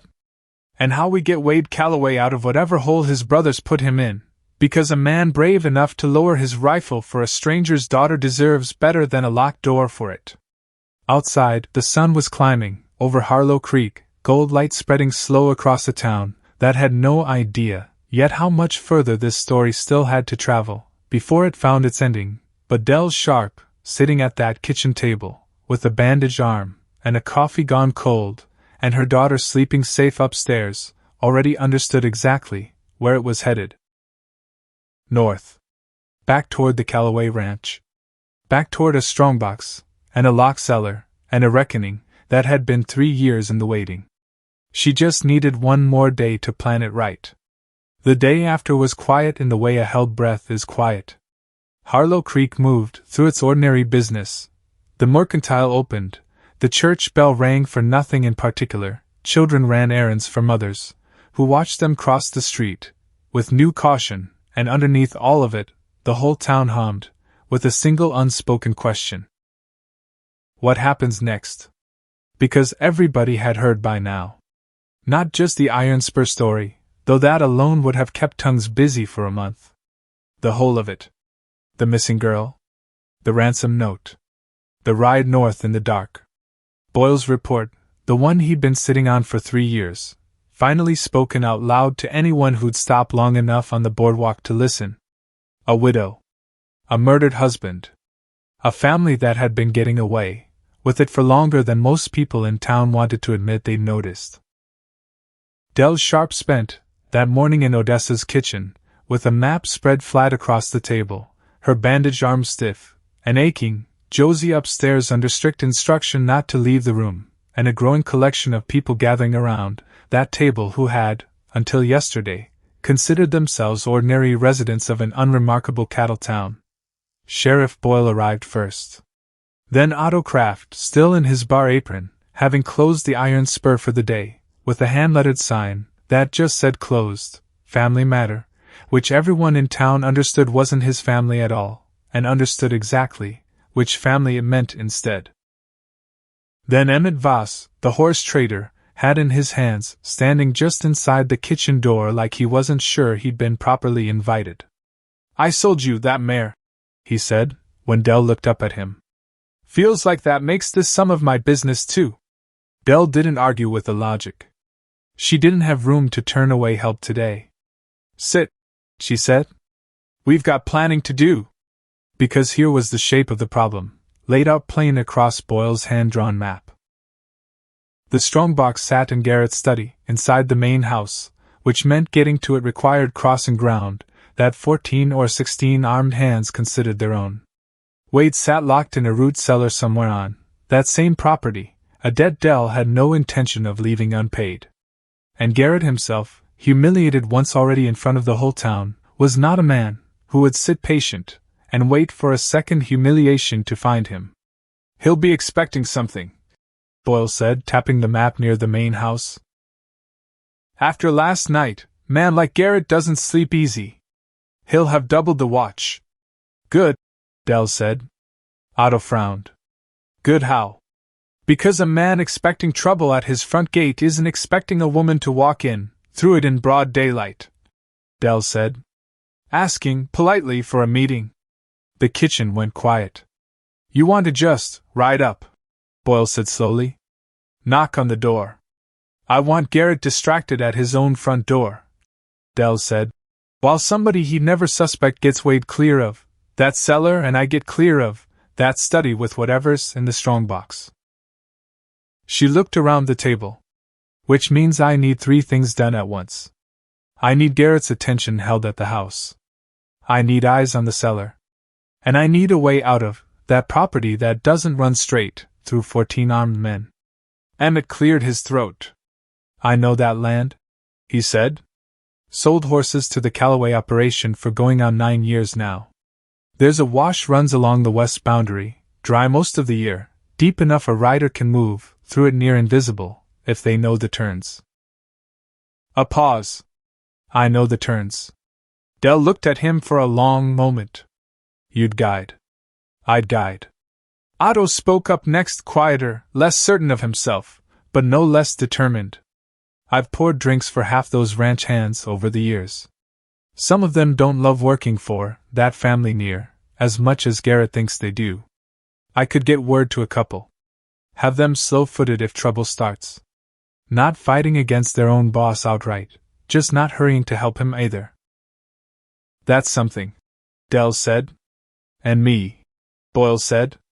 "I'm still the law in this county, whatever that's worth against Garrett Callaway on a normal day. But if I ride up to that gate wearing this badge, official business, asking to speak with him about a filed complaint, he has to receive you," Dell finished. "Can't refuse the sheriff outright. Not with witnesses already talking in town. Won't hold him long," Boyle admitted. 10 minutes. 15 if I stretch it." 15 minutes is enough," Dell said. "If everyone does their part." Because that was the plan, built in under an hour around a kitchen table by people who had never planned anything more dangerous than a barn raising or a bad debt collection, and yet here they were, 4 ordinary residents of Harlow Creek, and one widow, with a colt and a wound in her arm, agreeing to walk into the teeth of the most powerful family in the basin. Dell looked at each of them in turn. "I want to say something plain," she said, "before anybody commits to this. What we're doing today, if it goes wrong, it goes wrong badly. Garrett's already killed one person, over less than what we're about to take from him. I won't think less of anyone who decides this isn't their fight." Nobody moved. Otto broke the silence first. "Man shot a horse in front of a child, and called it nothing," he said. "Called it nothing, in my saloon, in front of my regulars, like the rest of us don't get to have an opinion about what happens on our own streets." He shook his head slowly. "It's my fight now, too. Has been since last night." "Same," Emmett said. Boyle just nodded, the particular nod of a man who'd been waiting 8 years for exactly this kind of company to finally show up in his town. Dell felt something in her chest loosen, just slightly. Not relief, exactly. Something closer to gratitude, unfamiliar enough after 3 years of managing everything alone, that it almost caught her off guard. "Then let's go over it once more," she said. "Because we only get one run at this." Upstairs, Josie sat by the window of the corner room, watching the street below, and though nobody had told her the specifics of the plan taking shape in Odessa's kitchen, she understood enough, from the tension in the house, from the unfamiliar faces coming and going, from the particular quality of her mother's silence over breakfast, that something was about to happen. Odessa came up, with a plate of food Josie hadn't asked for, and wasn't going to eat. "She's not really going to leave me here," Josie said. Not quite a question. Odessa sat on the edge of the bed. "She has to finish what she started," she said carefully. "Some things, once you start them, you can't set back down. Your mama's carrying one of those right now. I don't want her to get hurt again." "I know. She got shot last night." Josie's voice wavered, the careful composure she'd maintained through the whole ordeal finally cracking at the edges. "I saw the blood.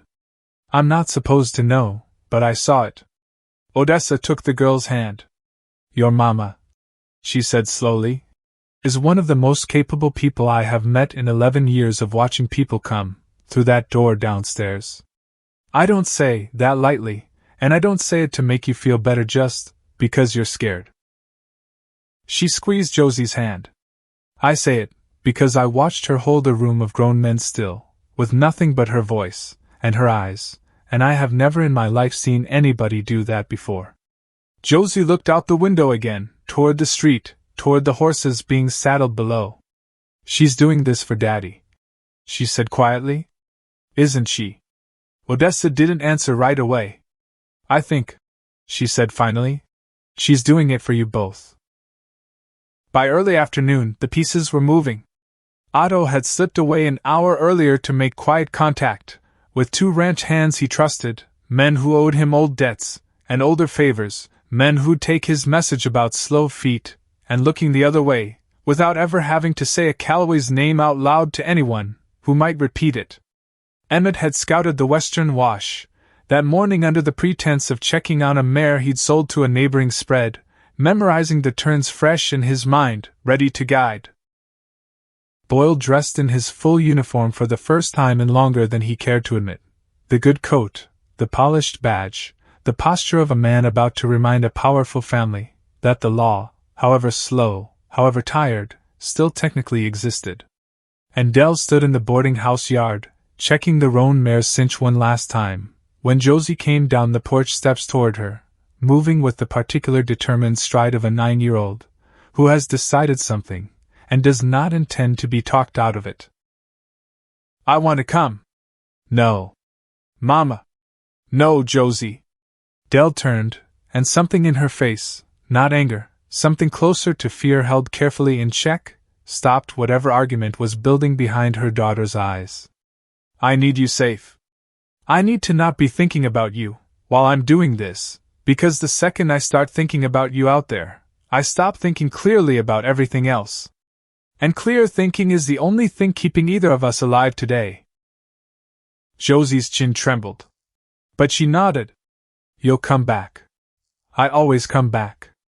That's what you said last time. Right before you left." Dell knelt down, ignoring the pull of pain in her bandaged arm, and took her daughter's face in both hands. "Listen to me," she said. "Quiet. Absolute. I buried your father, because a bad man decided a piece of land mattered more than a good man's life. I am not going to let that same bad man decide anything else about what happens to this family.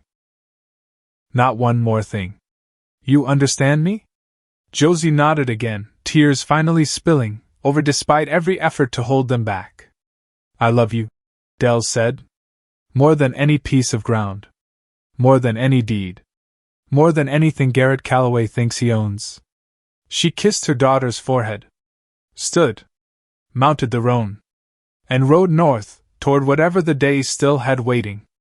The Calloway main house sat at the center of a sprawling holding, white-painted and 2 stories tall, the kind of house built specifically to be seen, from a distance, and understood, immediately, as a statement about who owned the land around it.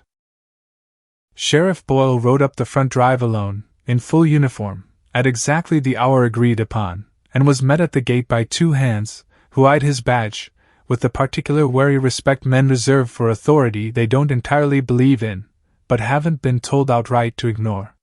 "Sheriff." One of them, older, cautious. "Business?" "Official," Boyle said.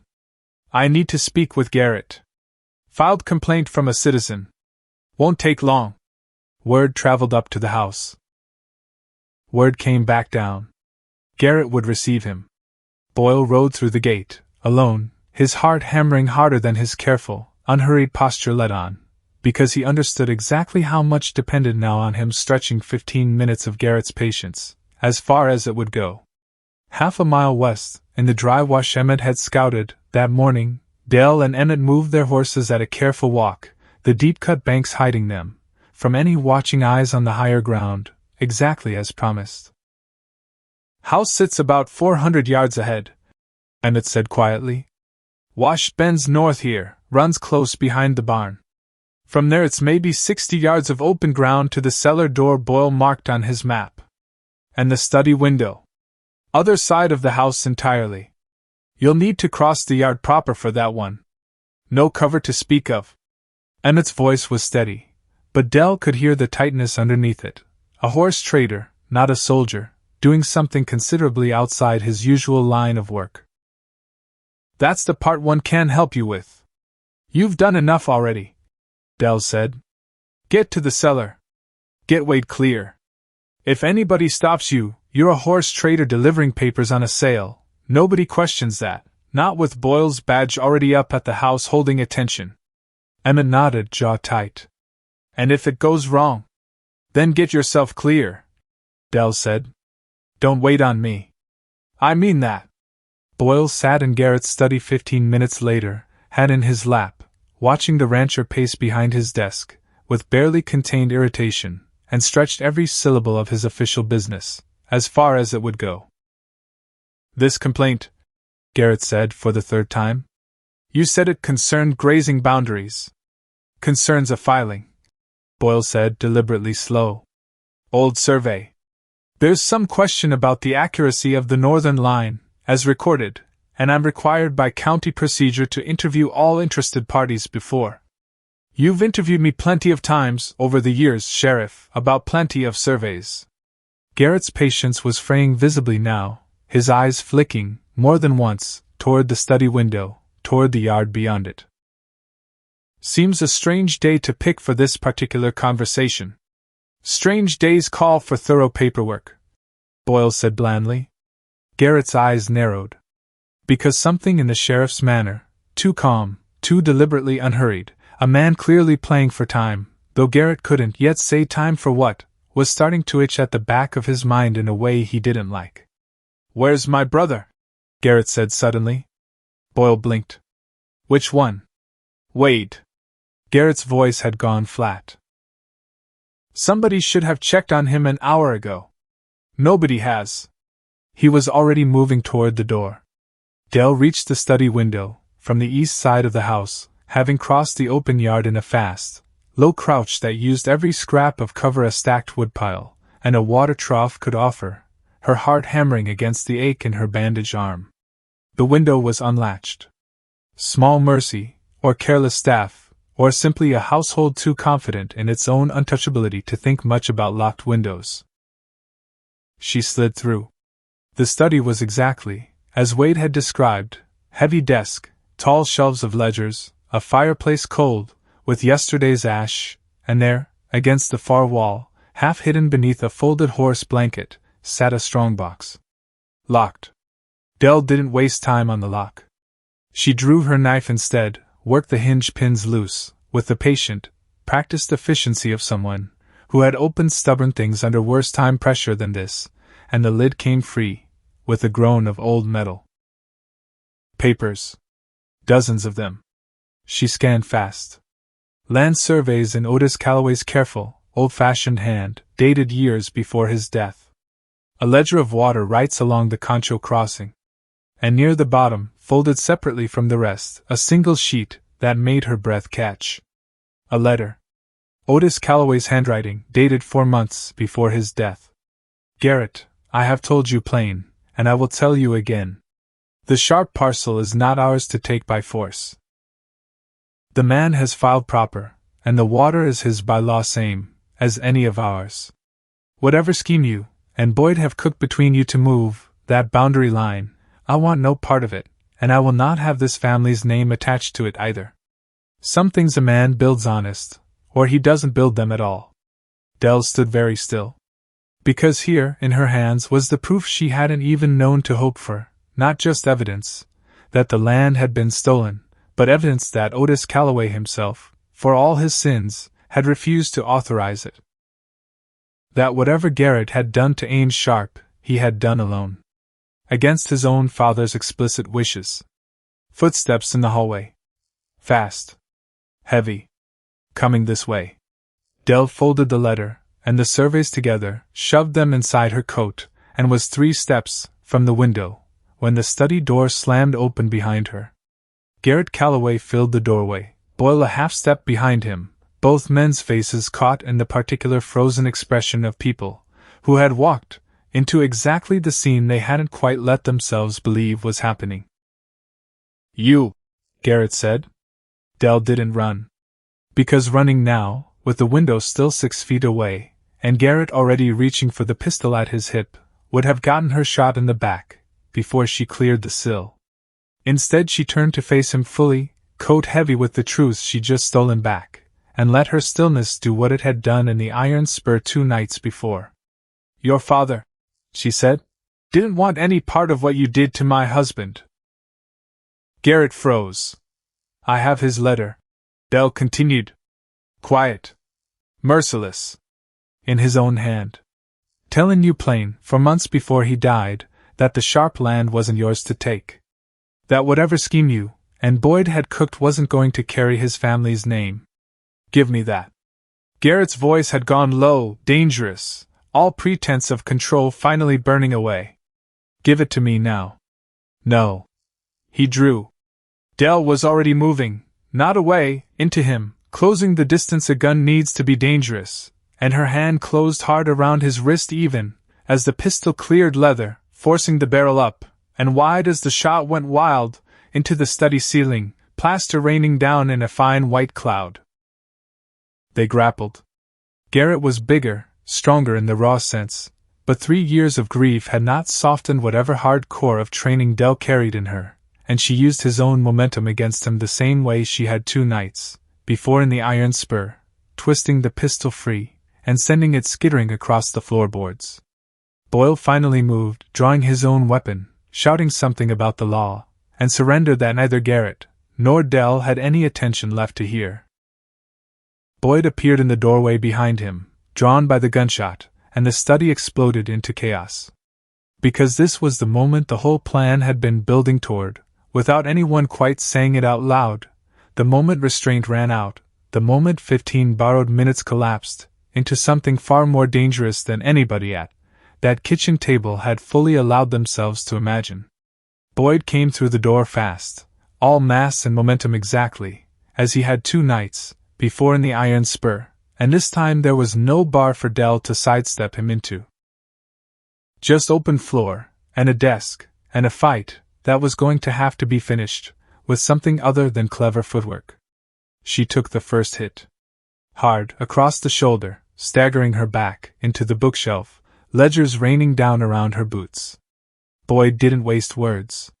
He never had. He came again, and this time Dell ducked low, drove her good shoulder into his midsection, and used his own forward weight to send him crashing into the fallen ledgers. Garrett scrambled for the pistol on the floor. Boyle got there first, older, slower, but close enough, and the 2 men grappled for it in a scramble of limbs, and shouted breath, until the sheriff's grip finally won out, and he wrenched the weapon free, pointing it unsteadily at Garrett's chest. "Enough," Boyle said, breathing hard. "This is finished, Garrett." Garrett laughed. It wasn't a pleasant sound. "Nothing's finished," he said. "You think a letter changes anything? You think a piece of paper in my dead father's handwriting is going to matter to a judge who's had my family's money in his pocket for a decade? It'll matter," Dell said, "to 20 witnesses at the Iron Spur, who already watched your authority crack open once this week." Boyd, recovering, came up off the floor, with murder in his eyes, and reached for the knife at his belt. Dell was faster.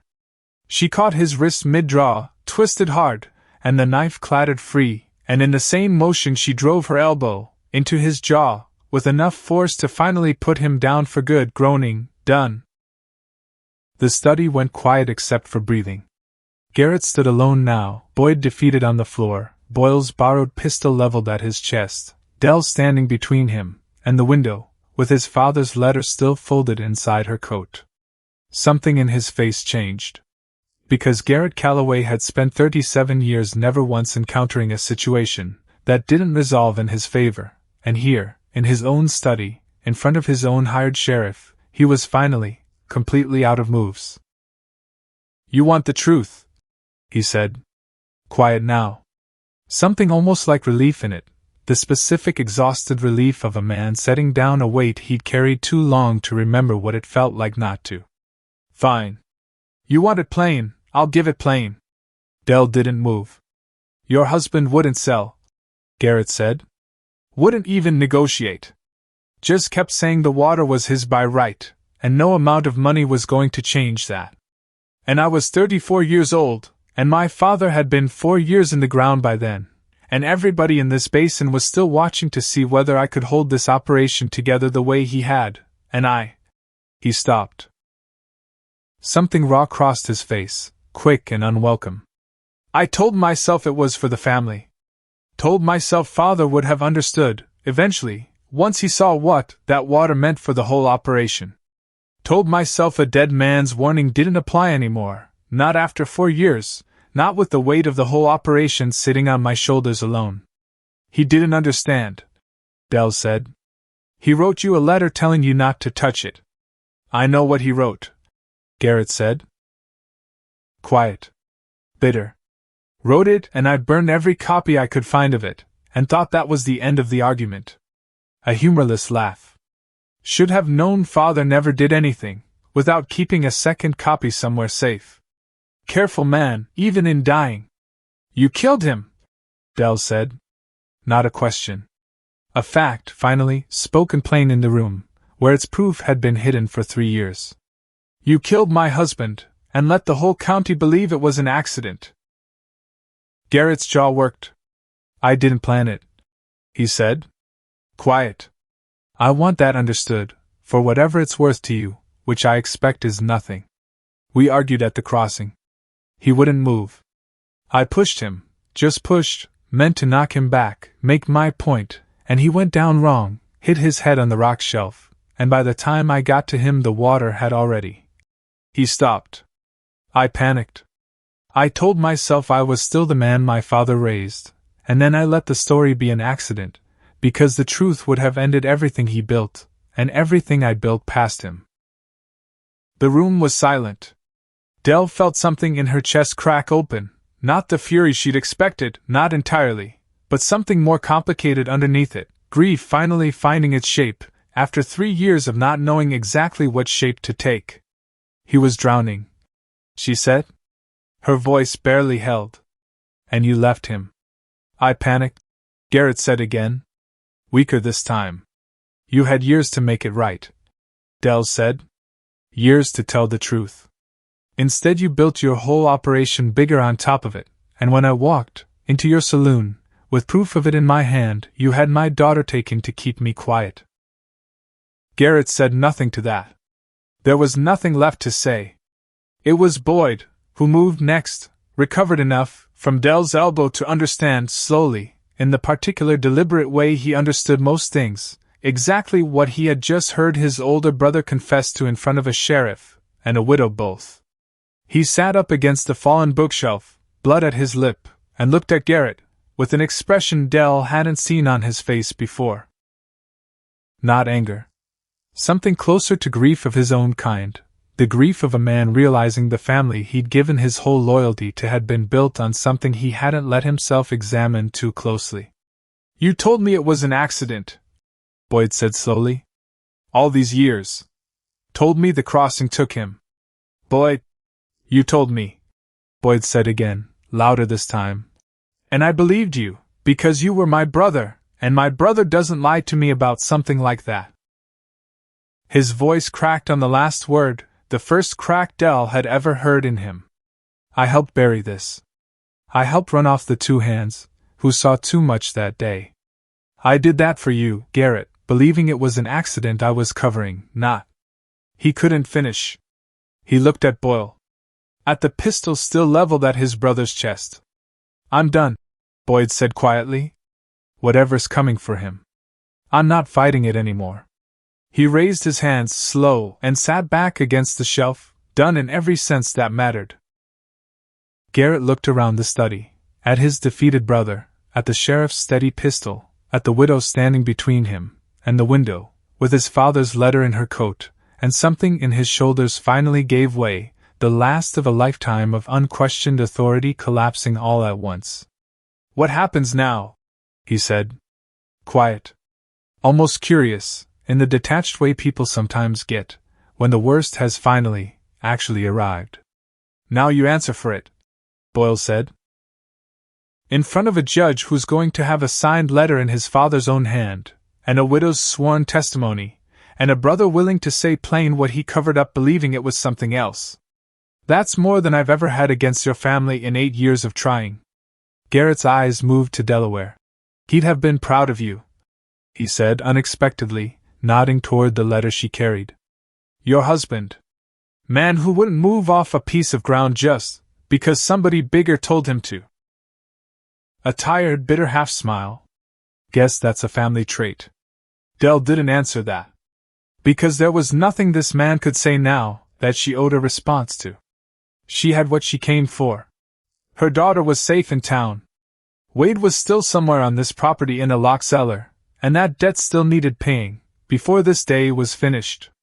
Where's your brother? She said. Wade. Something flickered across Garrett's face, not quite shame, but close to it.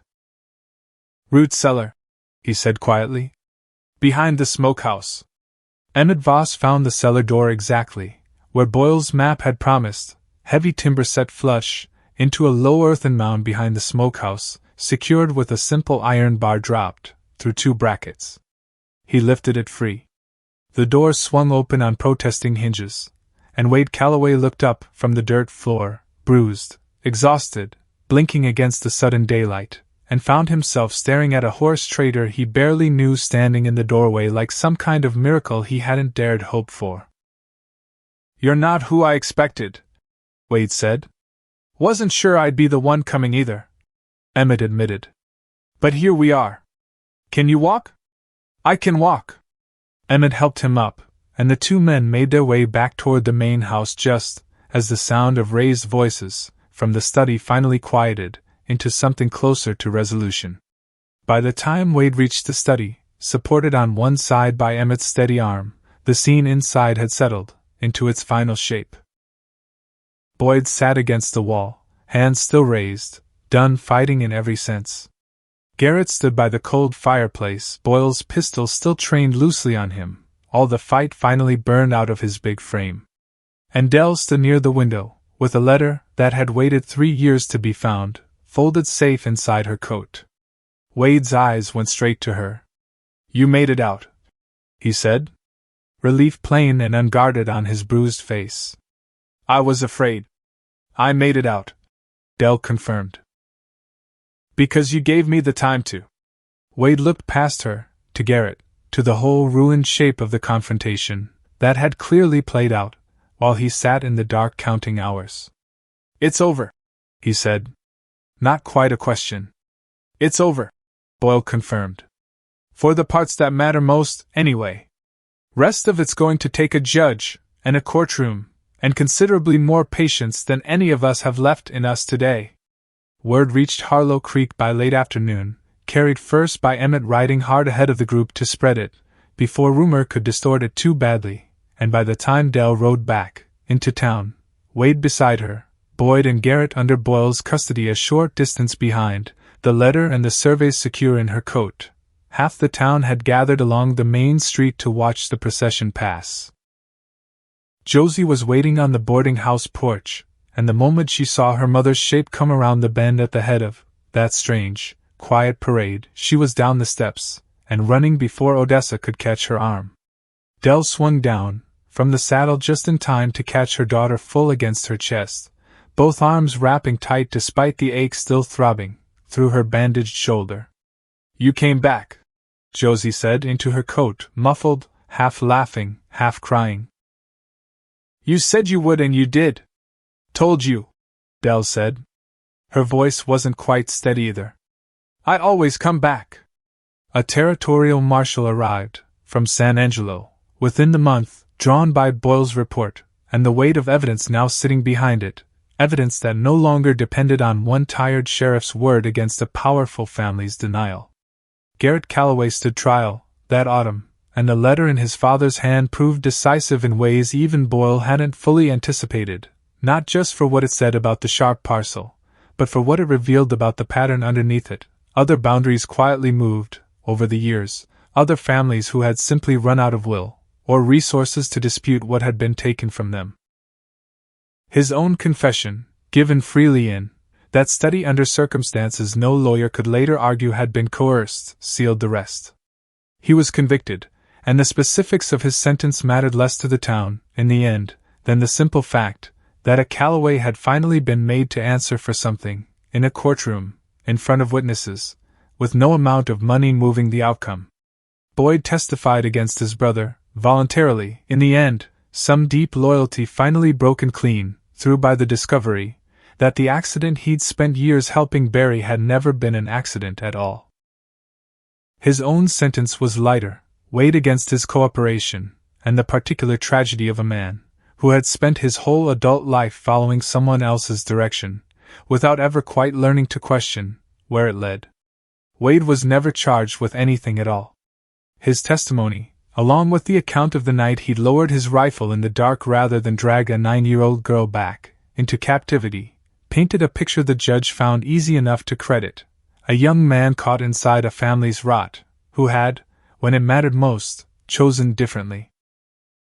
The sharp parcel, restored to its rightful owner, through the same legal machinery that had once been powerless to touch it, sat quiet along the Concho crossing through that first winter, waiting. Dell rode out to see it in early spring, Josie beside her on a gentle mare Emmett Voss had all but given away once he heard what it was for, and the two of them stood together at the edge of the water, where Ames Sharp had drowned 3 years before, the crossing running clear and shallow and utterly unremarkable in the morning light.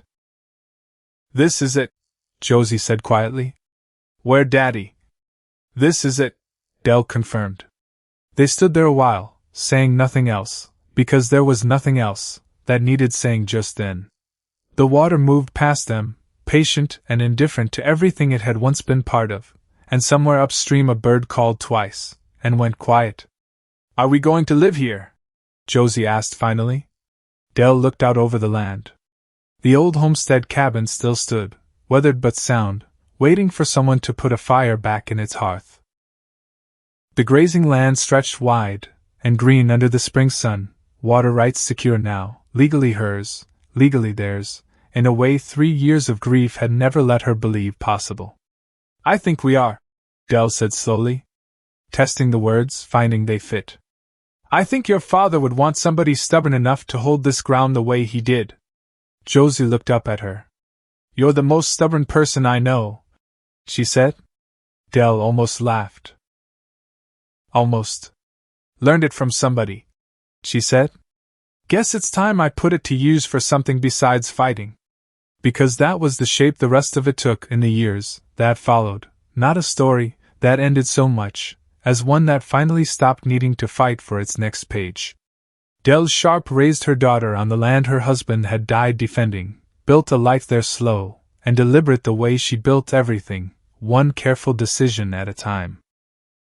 Sheriff Amos Boyle retired some years later, having finally seen, in the last stretch of his career, the kind of justice in Harlow Creek that 8 years of reports alone had never once managed to produce. Wade Calloway stayed in the basin, rebuilt what little remained of the family name, into something smaller and quieter, and rode out to the Sharp crossing every spring, after that, not out of guilt anymore, but out of something closer to remembrance. And Harlow Creek told the story of that week the way small towns tell the stories that matter most to them, a little differently each time, but the shape of it always the same underneath. A woman rode into town on a dying horse, and a family that had run that basin for 20 years unquestioned learned, finally, That stillness could be its own kind of thunder.